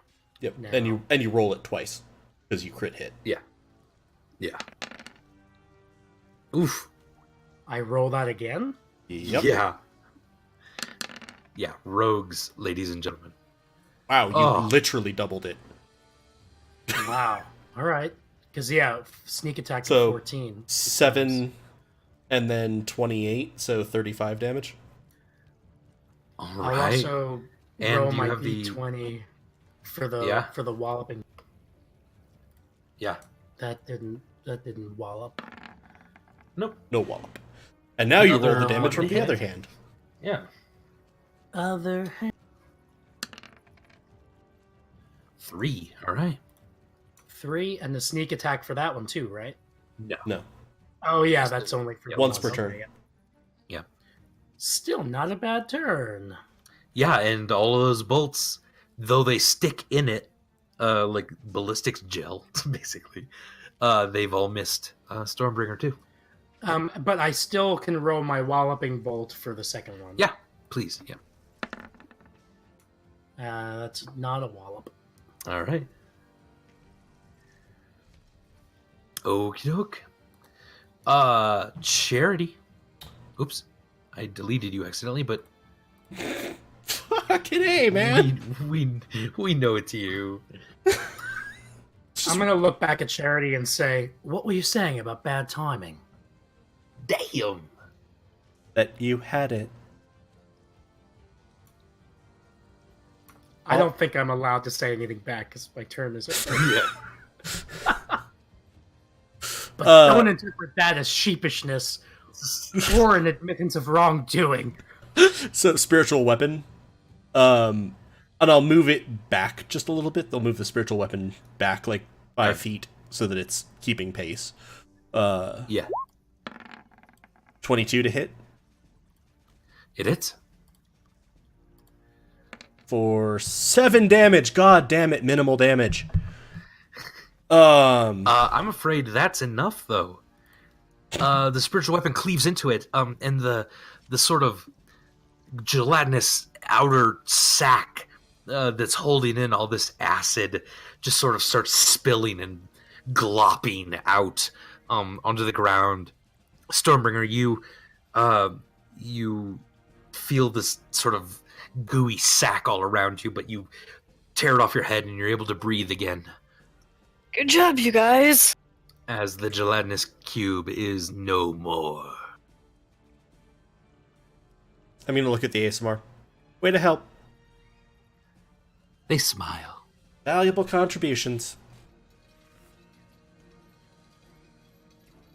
So, back to this puzzle then. I mean, we don't even know if it's a puzzle because you guys haven't let me try hitting it with my axe yet, and that opens most doors. I'm going to actually ask Burbage to look at the locks. How complicated are these locks? They seem pretty up there for me. They are. You know what? If you hadn't asked me that, Burbage was about to, fake his death so that he could get the drop on these ASMR again. It was going to be a dramatic death scene for the ages. He was going to, fall into Stormbringer's arms Aww. ask her to just leave him behind, maybe toss him back like 10 or 15 feet. But locks happen to be Burbage's specialty, so he will forego the dramatics. He'll walk around these big creatures here in the hallway, and as he passes, hey, creepy ASMR people, did you know I was back there? They smile at you now. You're not even sure they saw the cube back there. That's fucking great. You know, did you even see the cube back there? We just fucking defeated a cube. A gelatinous cube. Do you even know what's happening? The female one sort of turns around and looks down the hallway and then looks back at you and smiles. I'm gonna give them the most sarcastic fucking smile and then walk over to Charity. Alright. Alright, yeah, let's take a look at these here locks. Alright, open, closed, close, blank, close/open. And yeah, I guess I'll do an investigation check of these locks? Or what? Sure, yeah.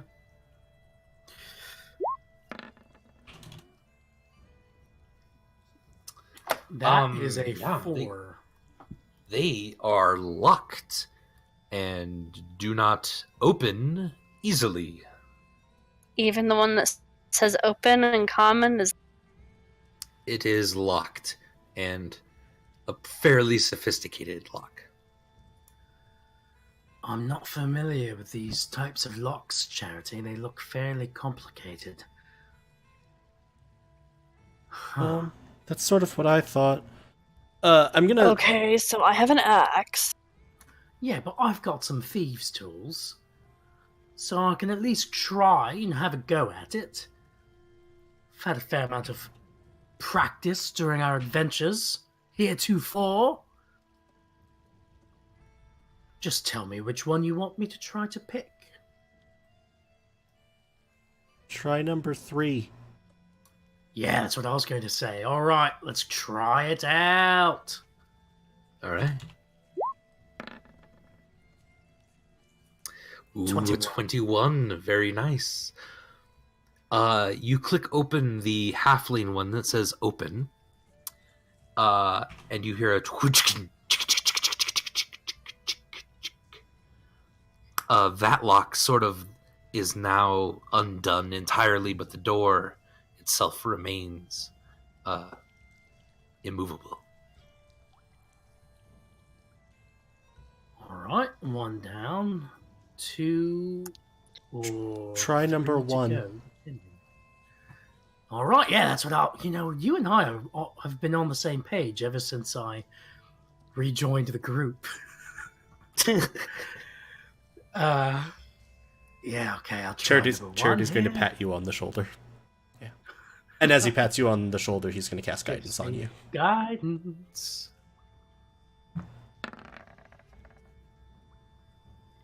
That's a 24, and with guidance, a 28. All right, you are able to unlock that one.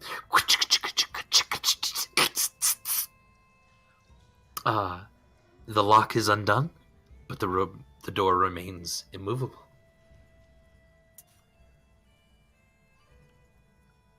I'm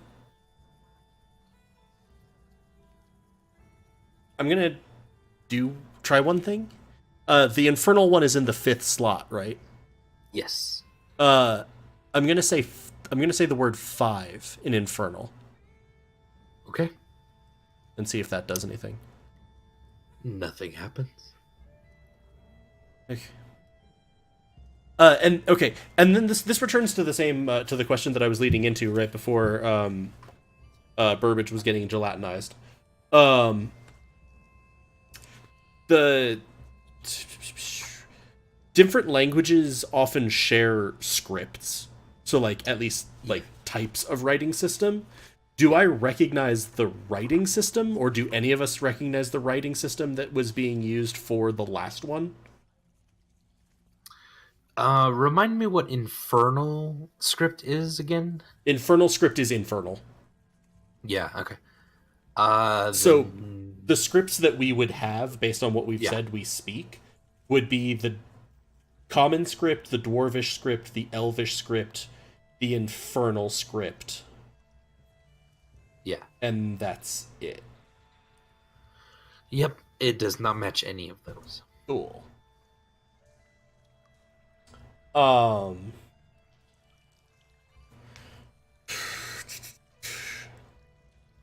Yeah, Vamaris again says, yeah, I'm pretty sure that the one in Undercommon says closed on it. I'm gonna look at the ASMR and point at that last line. Does this say open? This time without moving their lips at all.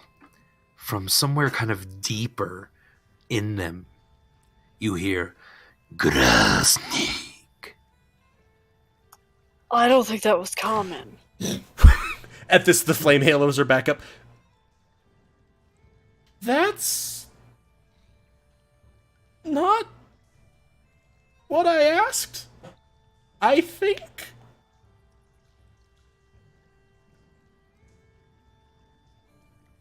That didn't sound like their voices at all, right? Definitely nothing, not the whispery thing you've heard. It sounded deep and incredibly tonal. It moves up toward the door again, the female one. Again, points and sort of her long finger kind of follows the word across. Grozny.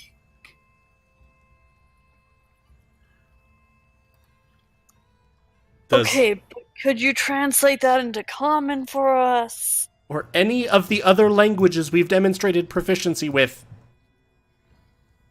It tries to move its lips now. Open. Clopen? Clopen. Clopen. It's the seventh lock is Clonopin?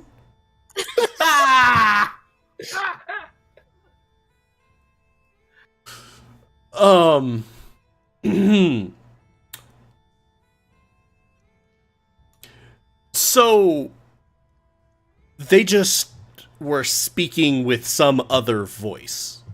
Yes, absolutely. Everybody else heard that, right? Yep. Yeah, I heard it.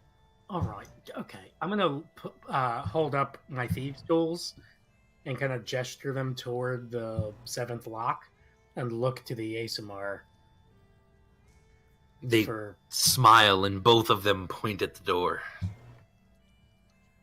All right. Okay, I'm gonna do this because if the sixth one does say closed and the door's still unmovable, then maybe 7 does say clopen. I don't know. But clopen isn't a word. Maybe they're trying to say that the 7th lock has to be open and closed at the same time. I don't think that's possible. Oh, but you've never seen me do my classic open and closed at the same time trick with my thieves' tools, have you? Schrodinger's lock? That's because I'm just inventing it right now, so let's see what happens. What are you trying to do? What is this? That was Burbage is fucking with them. Burbage is trying to unlock the 7th lock with a 12. All right. Burbage with a 12 on your thieves' tools. There's a small kind of hidden compartment as you're trying to just move this last latch kind of underneath one of the metal sliders in there. You didn't see it as it slams down on your thieves' tools, shattering your main lock pick. And then all of the doors, all of the locks above you, chink, chink, chink, chink, they lock again in place. So your main thief tool, like your sort of main hook, is now broken. You have 2 more of those, but only 2 more in your kit. So how many do I have total? 2 3 more? total, but now 1 is broken. Yeah. Okay. Vamaris, would you like to mend that? Yeah, I'll work on that, sure. Yeah, and he's kind of working on that. Have any of the words on the locks changed? Nope. But the locks have reset. Yes.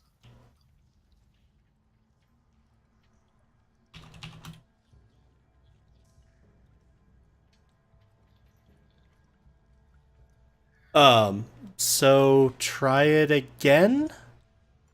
And Hey, why won't you guys let me try my axe? I won't use my magic one. In case it breaks it, I'll use a different one. let's give him one more go with the locks, and then you can swing the axe, okay? Fine. I'm going to cast guidance on Burbage. Alright. Alright, let's try this again. I'm also going to look at the ace board. Seriously, bubble. Back. Back. Creepy.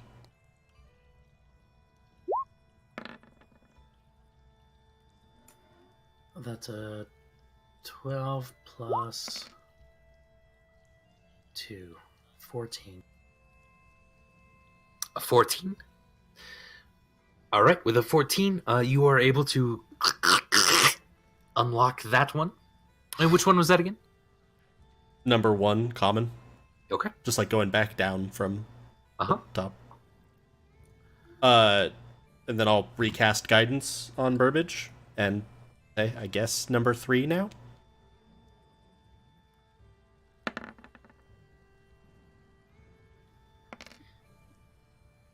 Sixteen. 25. That one unlocks as well.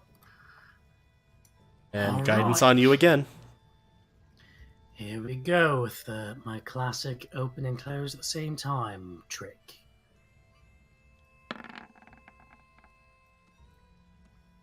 Vamaris gives you inspiration. All right. I'm trying to remember what the help action does out of combat. Because I could technically be helping him. I have proficiency with Thieves' Tools. True. I just don't remember if help action has a... Yeah, if you explain to me how you would help him. And Well- I'll give him an ad, maybe. Basically, as he's picking the lock, because I actually know how to pick locks, you're normally trying to push and then pin tumblers at a certain height. And so as he's indicating to me, like, this pick is done, I'll hold it, so that he's not having to try to hold and manipulate as many picks at once. All right. I'm going to give you advantage then, Burbage, on this last one. Okay, and I still have guidance. We'll keep that 3 for the guidance, but yeah. Keep the 3 for the guidance, but just apply it. Oh, okay. Yeah. And so... That's a 17 plus 3. So 20 total? This lock just did not want to go down easy. All right, so Charity, as you're holding this last one, Vamaris hands you back your other pick, which is great because actually you need it to sort of hold this other mechanism back as you finally get that last pin in place. And then whooshing, and then jun jun jun jun jun jun jun. Like giant metal bars that were holding this door in place have now slid further into the door itself, and the doors now easily begin to slide open as you have unlocked the door. Hey, good job, you guys. Oh my god. I think I'm feeling some delayed effect of the gelatinous cube. It must have been poisoned. I'm so glad that I lived just long enough to unlock the door. Oh, Don't farewell, Charity. Don't make me initiate the Burbag protocol. What is that supposed to mean? He's saying if you try to leave, he's gonna have me grab you. Oh, And stick you in a bag. all right. Charity smiles. Okay, yeah, no, I think it was just gas. I think I'm fine. That's good. Good. Vamaris kind of rushes up and into the room. With him is this large blast of cold air that rushes now out of the room itself.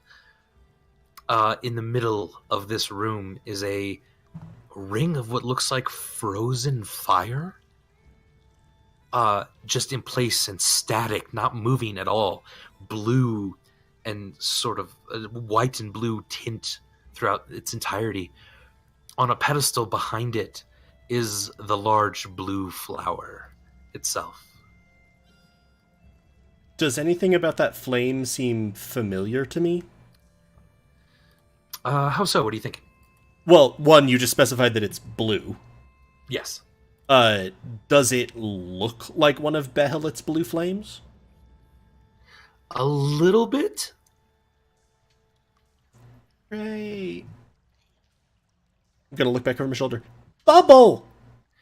But it is frozen. It is not moving like Behelit's normal blue flame. So does it look like the blue is something that's almost cast over the flame?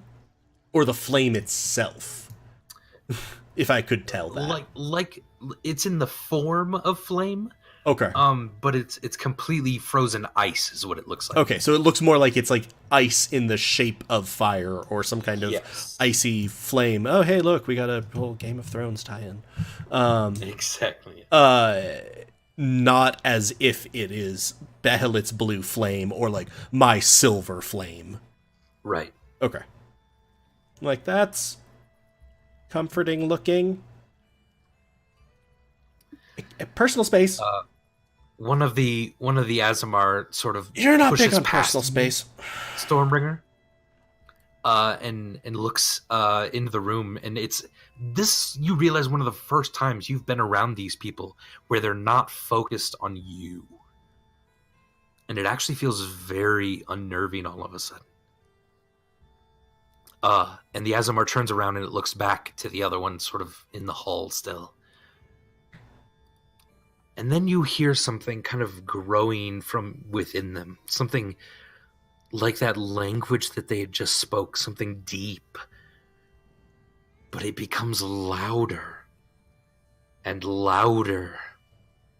And more familiar to you. As the sound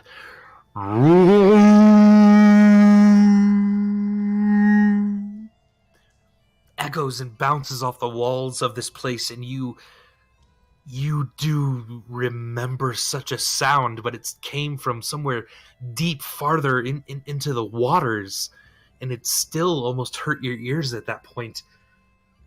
This sound emanating from things incredibly close to you, bouncing off the walls. I need everyone to make a Constitution saving throw. Yay. Hey, my dice didn't totally 22. screw me that time. 18. 11.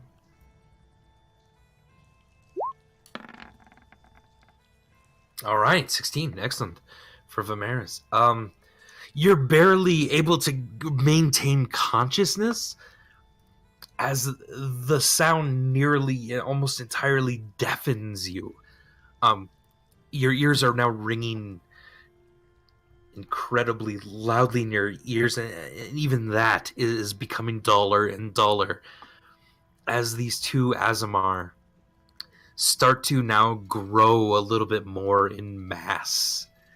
They start to kind of rise up a little bit more, a little taller. They now start to take up more area. Charity, you're being pushed further into the room by one of them. And as you sort of open your eyes from this incredibly terrifying audio assault, you see two very large turtle-looking things in front of you.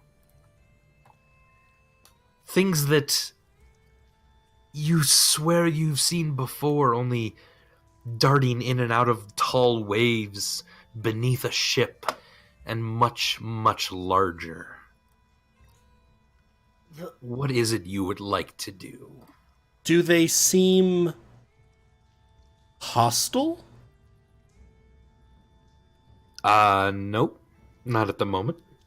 But, like, so you were saying, like, I'm being pushed into the room, and that's just because it's getting bigger. It's doesn't... growing much, much larger. It didn't look, though, like it tried to hurt me or push me.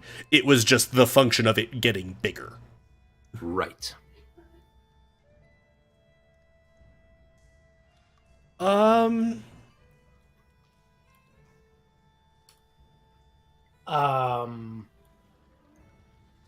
I forget what our relationship with these dragon turtles ended up being. They were, last time I we saw mean, them. it wasn't like a good relationship. They were chasing us.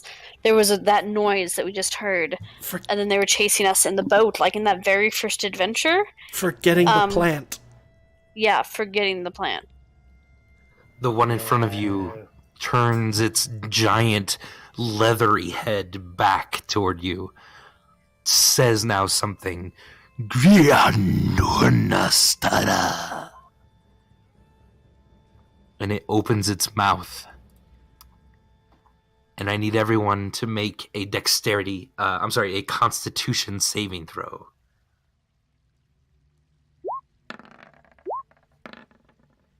I got an 11. 12. Sorry. 15? When I start flipping through my spells, and then I'm like, shit, where save throw? Yeah.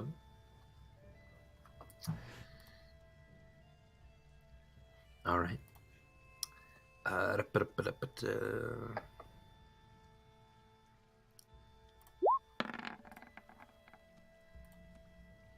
Oh man. Okay. So Vamaris and Burbage are going to take half of this. Of what type of damage? That is fire damage. Oh, so Charity. I'll also take half of that, as will Stormbringer. I will too. Oh, Yeah. as Stormbringer. Okay, all of you Fire will take resistant. half of this.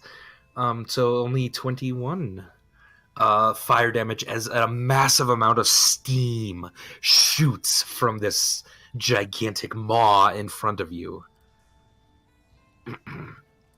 So at first it was about the personal space, but that's just rude. Yeah. Why don't we go ahead and roll initiative?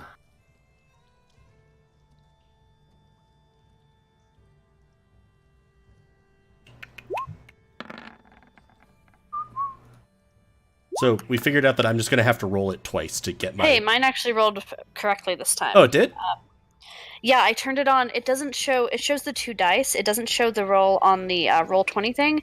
But if you turn it on in like settings or something, that it rolls with advantage.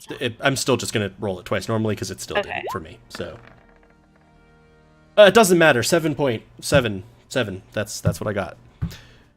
Jesus, initiative. Could ya be a pal?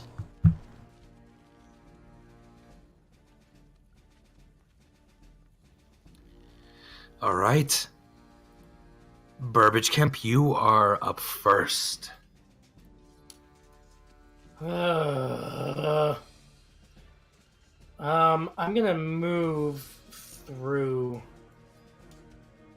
under Stormbringer's legs, Okay. and I guess come along. This You think wall. it's going to get a swipe at you as you do that. Oh, I guess that's gonna happen either way, isn't it? Even if I go through Vamaris well, unless you instead. stay right there. Or if you disengage. Yeah. Or if you disengage. I will use my disengage action. Okay. Come down here.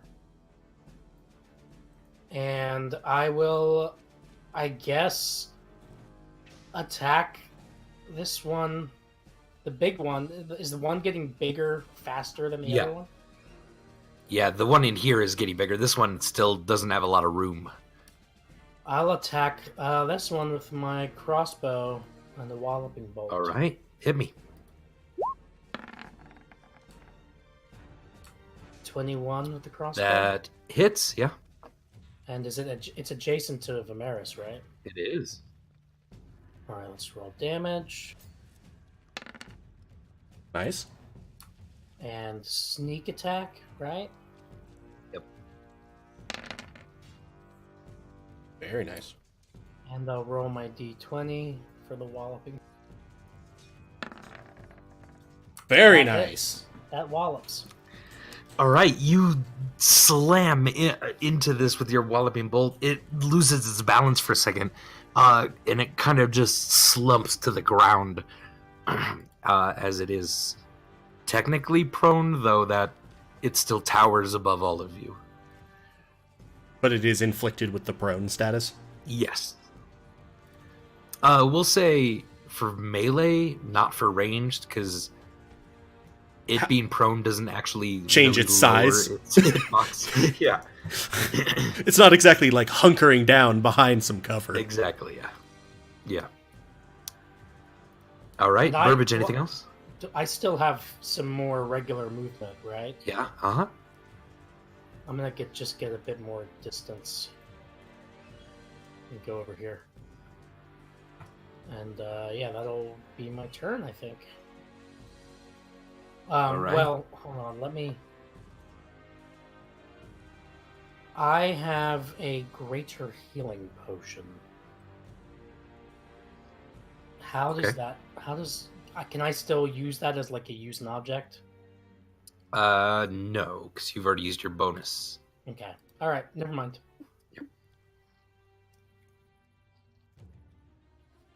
All right. Stormbringer, your turn.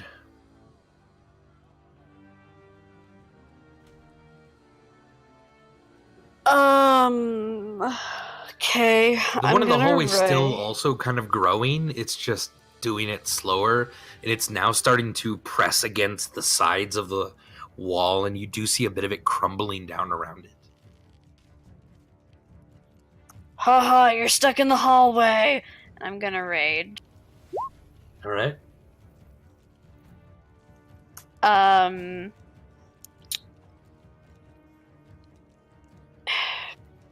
And have the big one make a DC 14 dex save. Okay. I think it has disadvantage because it's prone. Yeah. It rolled a 7. Ugh, so it takes 1 point of damage from my lightning. Okay. And then prone things have disadvantage against melee attacks, right? An advantage against. Yeah, you have advantage on it. Yeah. It's not trying to dodge. Okay. So I'm going to swing at it with my durable battle. All right.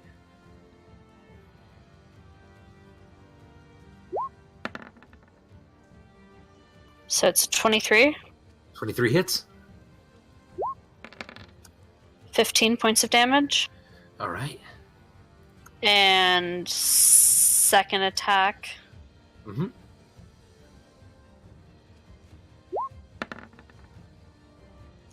20.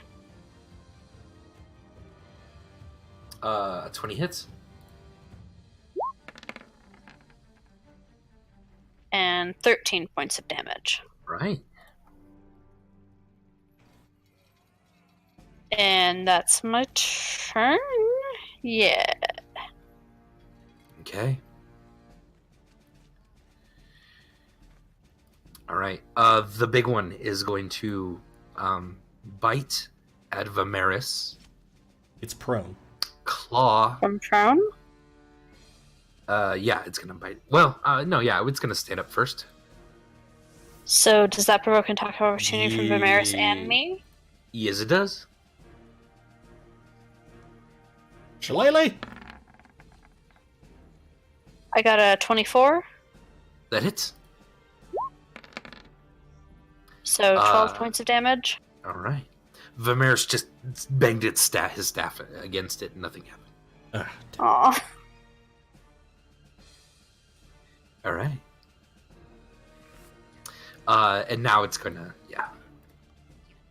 bite at Vamaris and claw and tail at you, Stormbringer. Bring it. Does a 32 hit you, Stormbringer? Yeah. Oh, jeez. All right. Vamaris gets bit. Okay.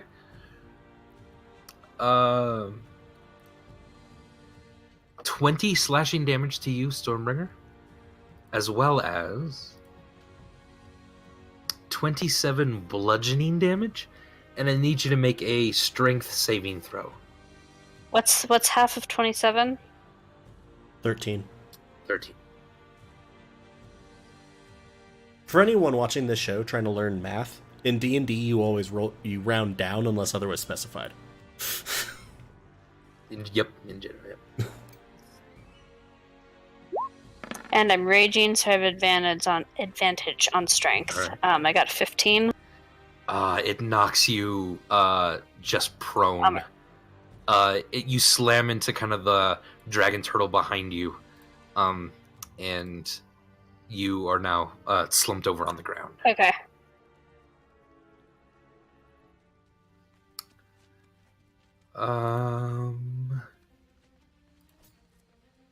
Charity, you're gonna get bit and clawed behind you. A 24 and a 21, I think, hit. Yep. For a total of 51 damage. Okay.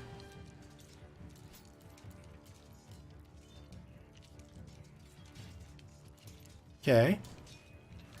And it's your turn. Disengage. Sounds good. And hi. 30. Ow.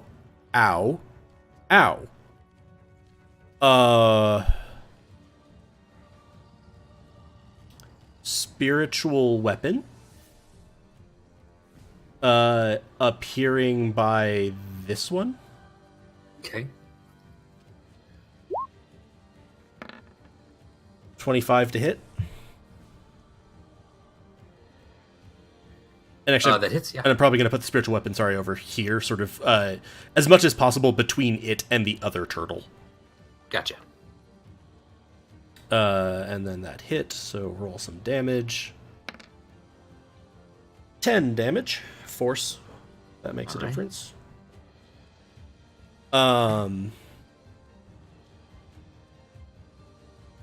Yeah. Holy hell's bells. Not a fan of any of this.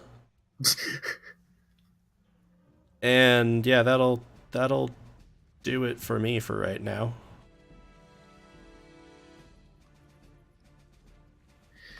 All right. Vamaris is going to shout to you, Charity. Keep me up as best you can. He's going to cast his healing light.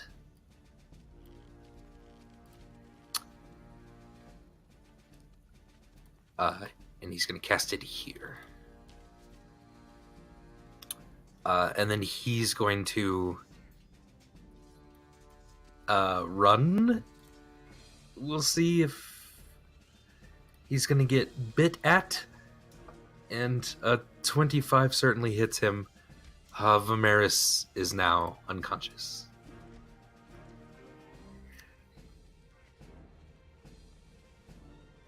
Oddly enough, his healing light remains here, and it is now taken the form of his mother, Aurora. And it's just sort of emanating this brilliant blue light around you. Burbage Kemp.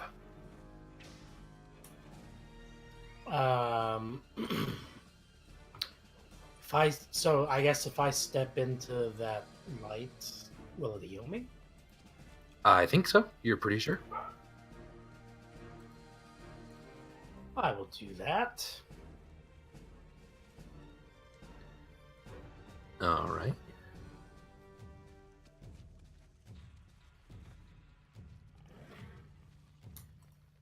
How much healing do I get? You get... How much healing was it? It's a D6. 1d6, right? This much. Wow. You get 1 point of healing. God, Vamaris' mother really was withholding. And that's where he learned it. Alright. In an effort to model better healing behavior for the healing spirit, Okay. I will, so Vamaris is prone? Yes, bleeding out. Yeah. I mean, I feel like Burbage would want to give him some healing potion. Okay. Some greater healing potion. Just like half. I don't remember how that works. I think is greater. The total is 2d8 plus 4. So it'd be 1d8 plus 2, right? I think it's technically 4d4. Oh, okay. I can never remember how the potions step. Yeah. So it'd be 2d4 plus. Basically, it'd be the equivalent of drinking a whole normal potion. Right. So 2d4 Plus 2. Yeah. 6. Yeah, so I'll heal him for 6. All right. But more importantly, you heal him for consciousness. He is awake. So that was like an action, yeah. Yeah. With my bonus action, Well, that could have been your bonus action. Yeah, because you could use an Fast item, hands. like- Fast hands. Right. Oh, yeah. Sure. It was just you'd spent your bonus action before. You can use items as a bonus action. Yeah. Right, yeah. I think that... Wait, and so is Stormbringer also, like... Not unconscious. No, she's No, I'm just laying on the ground. Okay, alright. Everyone's awake. I am just going to attack this thing with my crossbow. All right. Another walloping bolt. Because, yeah, Burbage doesn't really know what else to do. Yeah. Ba-ba-bum. I don't think you'd get sneak attack since no one is up around it. I think they just have to not be unconscious. Oh, okay. That's cool then. Yeah. Because, like, they're still distracted. Sure. I'll double check the wording while this is happening. 20 with the crossbow? That hits. Very good. Yep. As long as the ally isn't incapacitated. Oh, nice. Is how it's All written. So. That's beautifully symmetrical. 20 to hit to do 20 damage. Yep. And it didn't wallop. Did not wallop. All right, your crossbow bolt like just disappears into kind of the fatty leather of its neck. Ugh. Oh, do you want to move? Yeah, I might move out of... I don't know how this healing spirit works, but I think I'm going to move out of it. Okay. Just, I guess, over here with Charity. All right. Stormbringer. So if I stand up, I'm going to take attacks of opportunity from both of them. Just the one, because the other one used it on Vamaris. Okay. You could also disengage and stand if you need. But if I disengage, then I can't take an action. Fair. True. Yeah, so I'm gonna stand up. All right. The one is gonna bite at you. Yep. Does a 32 hit? Yes, 32 still hits. All right. Weirdly enough. Shockingly. 16. Sorry, how much? 16 piercing. 16. So 8 for you. Yep. All right. I and you don't know how to up? stand my. I don't know how to stand my character model. No, now I'm just more sideways in a different way. There we There go. we go. Okay. And I'm gonna kind of shout at them. Hey, leave my family alone, you ugly dragons! I'm the toughest. You should fight me. And I'm gonna swing at the one next to Vamaris. All right.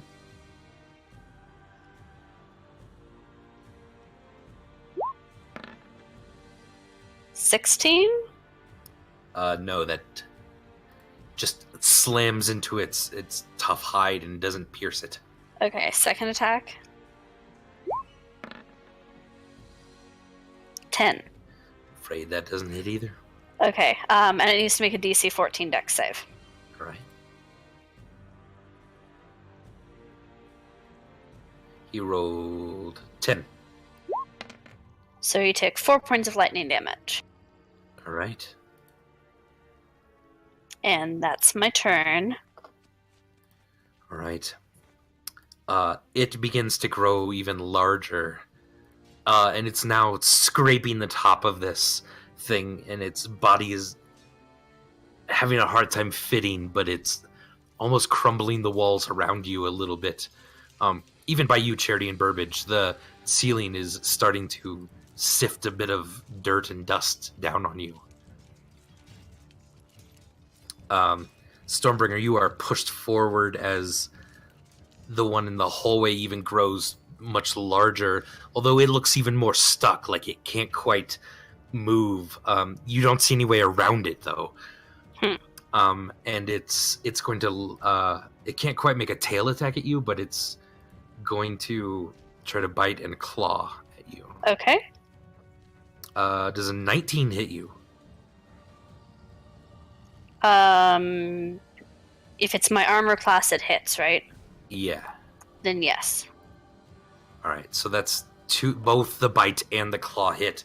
That's a total of 41 damage.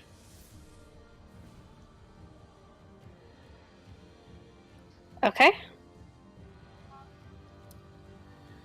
Burbage, give me a d6 roll. Yes. All right. You see the large one still trying to muster a bit of its breath weapon back. And it can't quite do that. So it's going to chomp down on Stormbringer. It misses with a 17. Its claw attack hits with a 27, but only does 10 slashing damage. Nice. Crazy. I feel like with these creatures, that might have been rolling minimum. Yeah, I think Yeah. that was... Like, literal minimum. All right. Charity, your turn. It was sort of like, ow. Ow.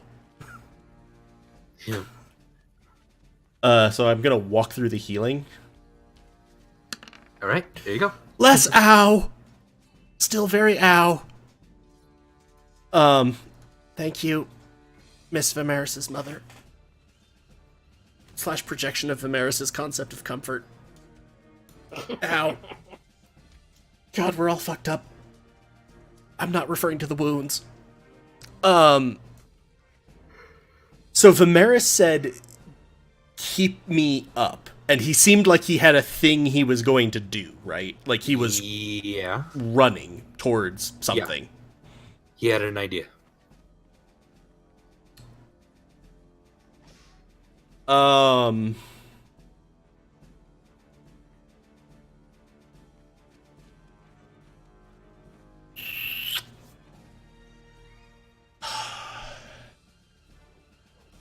That's not a good idea. That's a good idea. I'm going to overcast Healing Word at 3rd level. Okay. And twin it onto Vamaris and Stormbringer. Okay.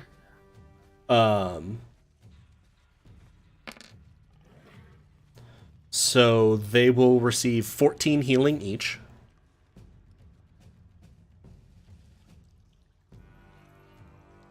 Why is Andy typing? Okay, I was like, what? Why type, Andy? No, it's fine. Everything's fine.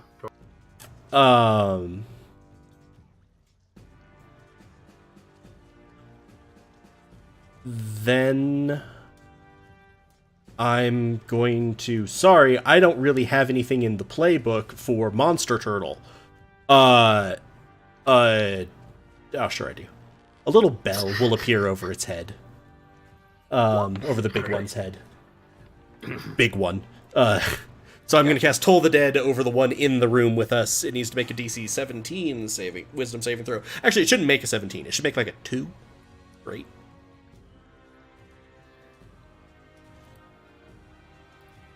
It rolled 7.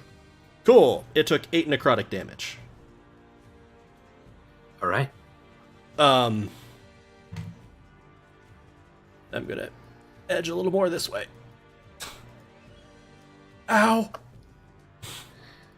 All right. Vamaris.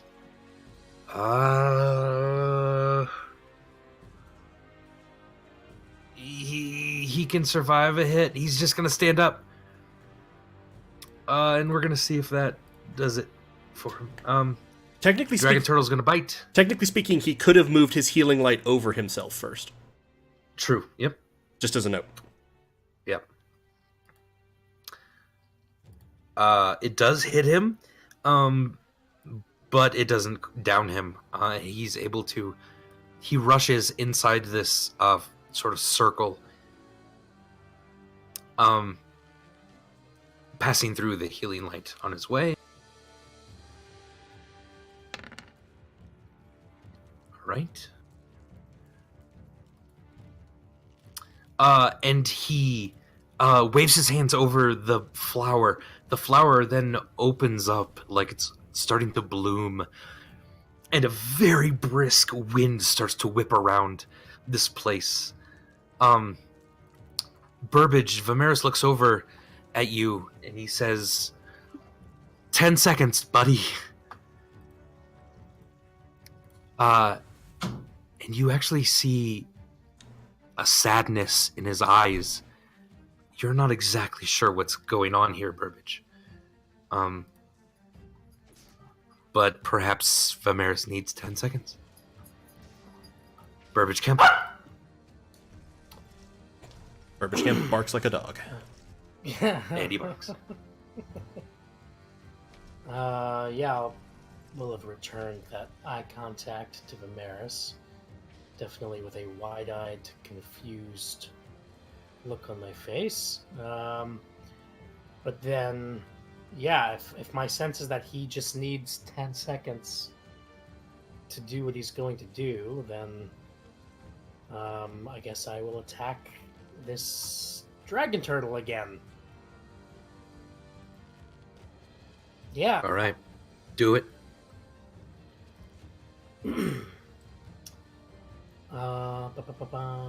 With both of my crossbows.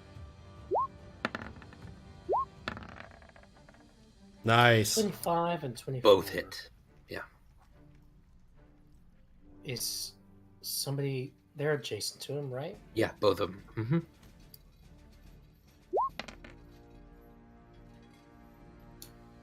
Five damage with the first one.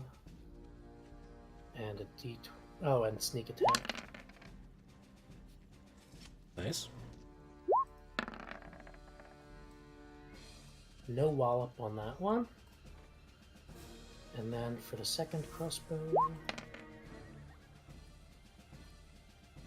1 damage. No wallop. All right.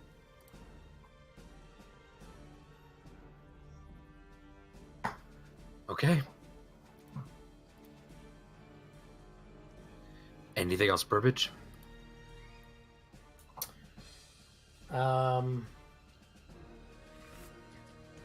Yeah, I will yell out 2 words. Okay.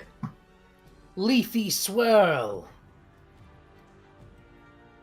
And then I'm gonna run up here and try to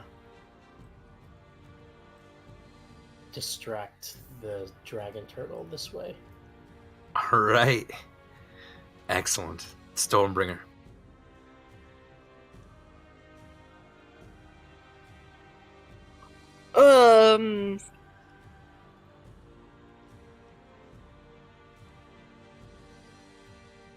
So Burbage is trying to distract one of them. Yeah. And it looks like it's working pretty well. That thing's turning its head toward Burbage. Okay, so I guess I'll focus on the other one and keep its attention. So I'm gonna swing at the one that's still kind of trapped in the hallway. All right.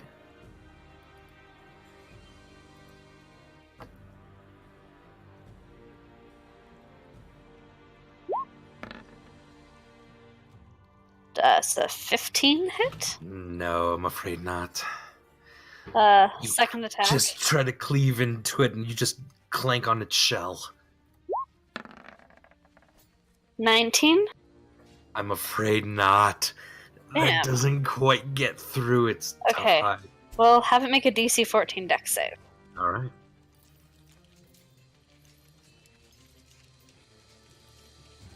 He rolled a 15. No, So he had he'll disadvantage. He can't move. No. Oh, He'll take, Okay. he'll take 2. okay. The full 2 points of damage. Yeah, the full 2 points of damage. Lightning damage. Okay. And I'm just kind of standing there shrieking wordlessly, really frustrated that this is happening.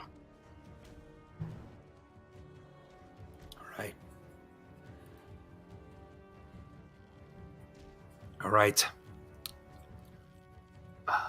The one in the hallway is going to snap and bite at you, Stormbringer. Mm-hmm. 15 misses. Yes. 24 hits for a total of 34 piercing damage. Wait, what is half of that?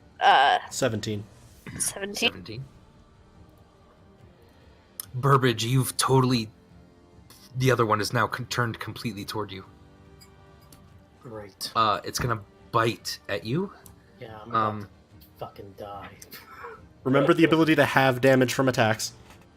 Oh yeah, evasion. Please don't forget that, because that's a total of 60 total damage as it bites, claws, and then its tail swings and smacks into you.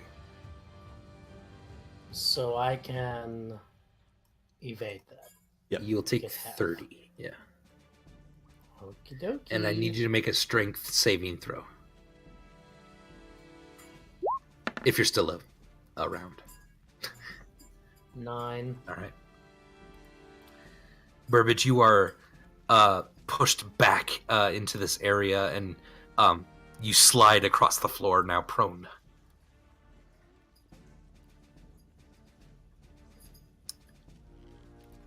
Charity.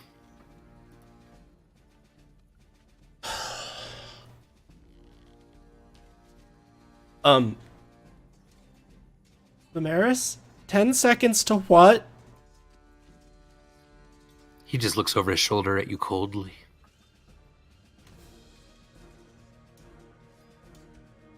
Or the course, I guess. I He just looks saw. back quick and he says, I think this is it. Is what?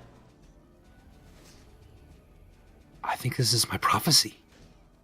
We were dead in that. Let's hope not, then. Oh, good. Comforting as ever, buddy. Love you. I am going to Jesus. I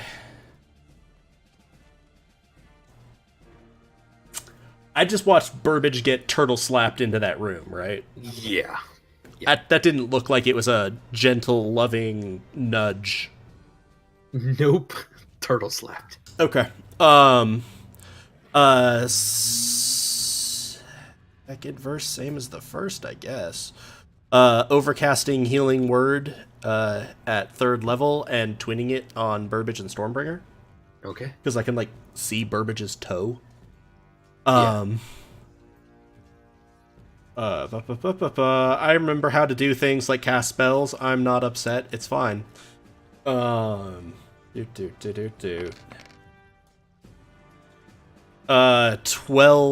HP recovered for both Burbage and Stormbringer.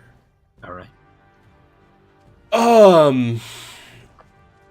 Does that one still look like it's kind of distracted by Burbage? A little bit, yep. Okay, then I'm going to Toll the Dead on this one. All right. Keep it confused. I don't think it's confused. It needs to make a Wisdom saving throw. DC of 17. It rolled 6. Cool. It took 8 whole damage. All right. Hell yeah. We've done 12 points of damage to that. I bet it's over halfway dead. No. Sorry. Stop killing my dreams. And yeah, I'm gonna kind of... I'm not trying to get its attention, but I am gonna move so that I'm not, like, in line with Vamaris. All right.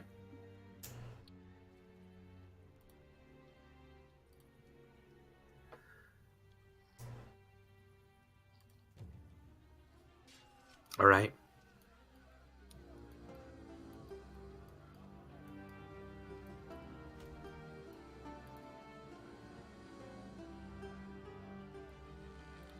So Vamaris has opened up this flower. There's an icy wind whirling about him entirely. Everything kind of grows quiet for a moment except for the wind rushing around. And he shouts over at you, Stormbringer. He says, Stormbringer? Death isn't a thing, right? No, it's not. Charity? Yeah? Thanks for getting me this far. I don't like this, Vamaris. I don't like the way this is going. Burbage. Yeah. I love you. And as he says that, the flower erupts and an icy spike shoots up through Vamaris, and his arms fall backwards, limp. The spirit of Aurora moves over to him, seems to put her arms around him. And then Vamaris and this icy spike are lifted off the ground, growing and growing from this plant. It's now widening, and it's slamming now into the ceiling. The turtle tries to bite at it, and it gets its massive maw around it as the spire now breaks through the ceiling of this small temple. The turtle itself is being enveloped as well in the ice. It can't move, and it starts to bellow. And Vamaris and it are pulled up as the icy spire now fills most of the room. You all are now having to scramble for any chance of dodging the rocks that are falling now from the ceiling. I'm going to probably try to run in and cover Burbage as much as I can. All right. And as you do that, the ceiling now breaks apart and rocks are being flung all around you. You yourselves now, you don't even know what's going on, but you yourselves are now being lifted up on a sort of an icy platform. And you are being thrust into the sky now.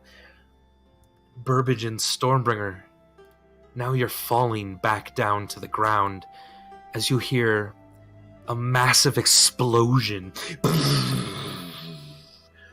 And a sudden warmth washes over all of you.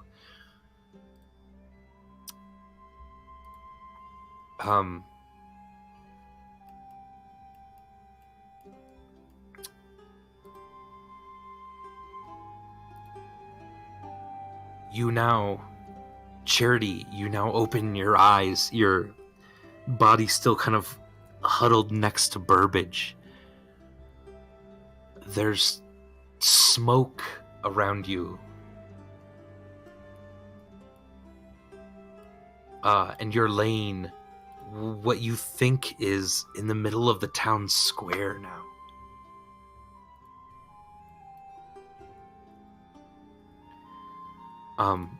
Burbage is unconscious and you yourself are bleeding pretty heavily. And you look around and you see kind of bodies all around the town square now. People are just kind of laying across. Several buildings are on fire. And you feel something kind of behind you. And you turn very slowly. And you see just an incredibly gigantic pillar of ice that shoots straight up into the sky. Your shavings from this ice are now kind of falling all around you like snow, and it's covering everything in white. And at the very, very top, you think you see the cloth that was wrapped around the middle of the well is now waving slowly in the air as if it's a flag of some sort. And you see two gigantic masses embedded in this spire 30 feet above you. And a smaller black figure further above that. And now tumbling down the ice spire is Vamaris' black mask. And it slides into the snow right next to you. You now see Stormbringer unconscious, but not too far from you as well. What is it you would like to do? It shouldn't have been like this.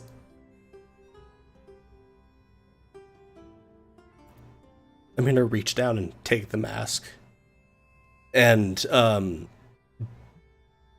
duplicate healing word at level 1 on Burbage and Stormbringer. All right.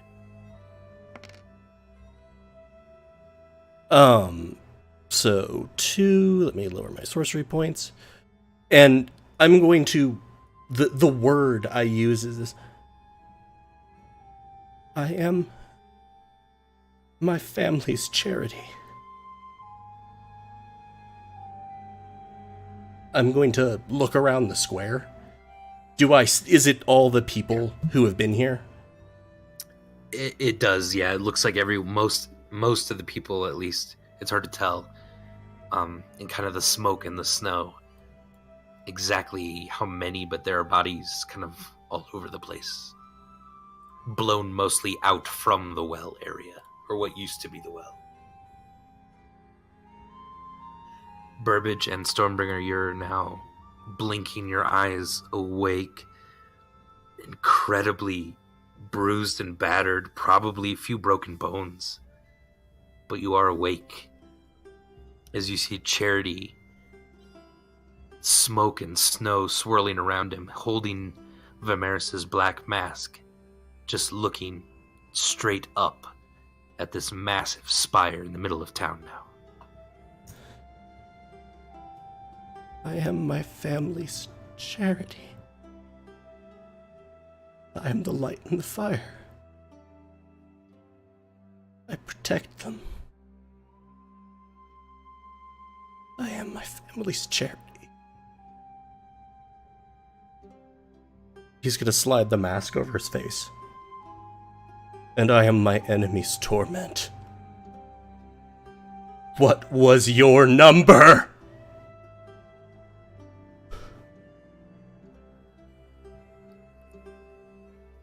Stormbringer, you kind of raise up on one shoulder. You see bodies again across the square here, and tents burning. You also see a few halfling people running with buckets, trying to put out fires, and a few of them are checking bodies. And you recognize Riani coming, and he rushes over to you. And he bends down. You're alive, my God. Yeah. Charity, where's Vamaris?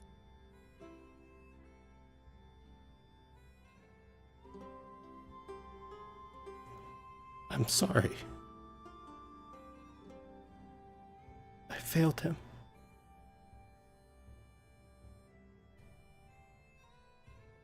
I failed you all. No, it's okay, like... Remember the necklaces and stuff? We can just... Where is he? We can fix it. He's embedded somewhere in a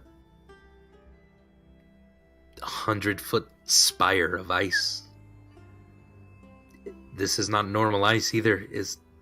This doesn't look like something you can chip away at or that is going to melt. Oh, wait. All right. No, just wait. Burbage is gonna run over to the ice and try to,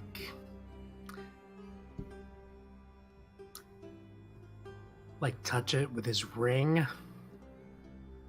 Yeah. And he's, definitely crying. Charity's gonna... You touch the ice with your ring. It's cold to your touch, but with the ring on, it doesn't seem... You can't feel it quite, the bite of it, quite enough. But it doesn't seem to do anything to the ice. I'm gonna stop and pull the mask off again and put it sort of behind myself in my pack. No.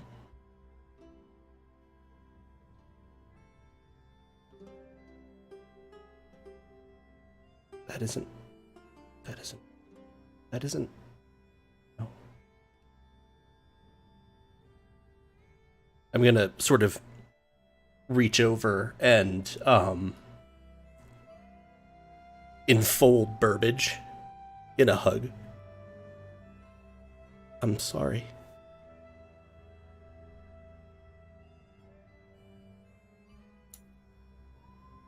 Vamaris. Oh, God.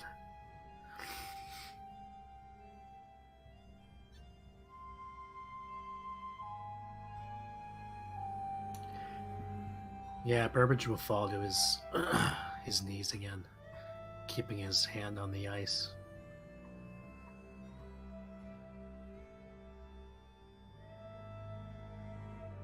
I'm gonna motion over at Stormbringer. What, like in what way? Like to come over.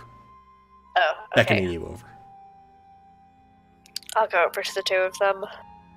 Put them in a big Stormbringer bear hug.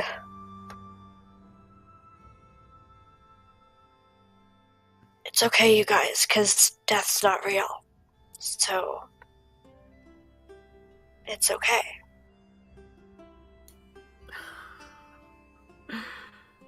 Burbage will laugh at that. Just this once, I Yeah. won't argue. Me neither.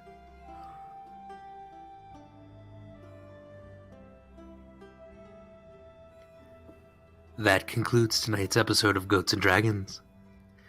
If you enjoyed this and are curious to see where the story goes, please follow us on Twitch, where we are simply Helpful Goat, or subscribe on YouTube at Helpful Goat Gaming. We are a small independent game design firm and could really use the support.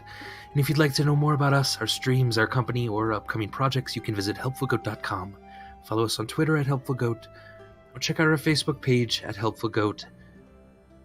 Thank you to everyone who played, and a very, very special thanks to Jay, who is going to be doing some other things. And we wish him all the best. Jay, you were the perfect Vamaris, and we really, really appreciate you playing with us. Thank you, everyone watching. From all of us on Goats and Dragons, we wish you an excellent evening. Good night. Good night, everyone. Bye. Good night.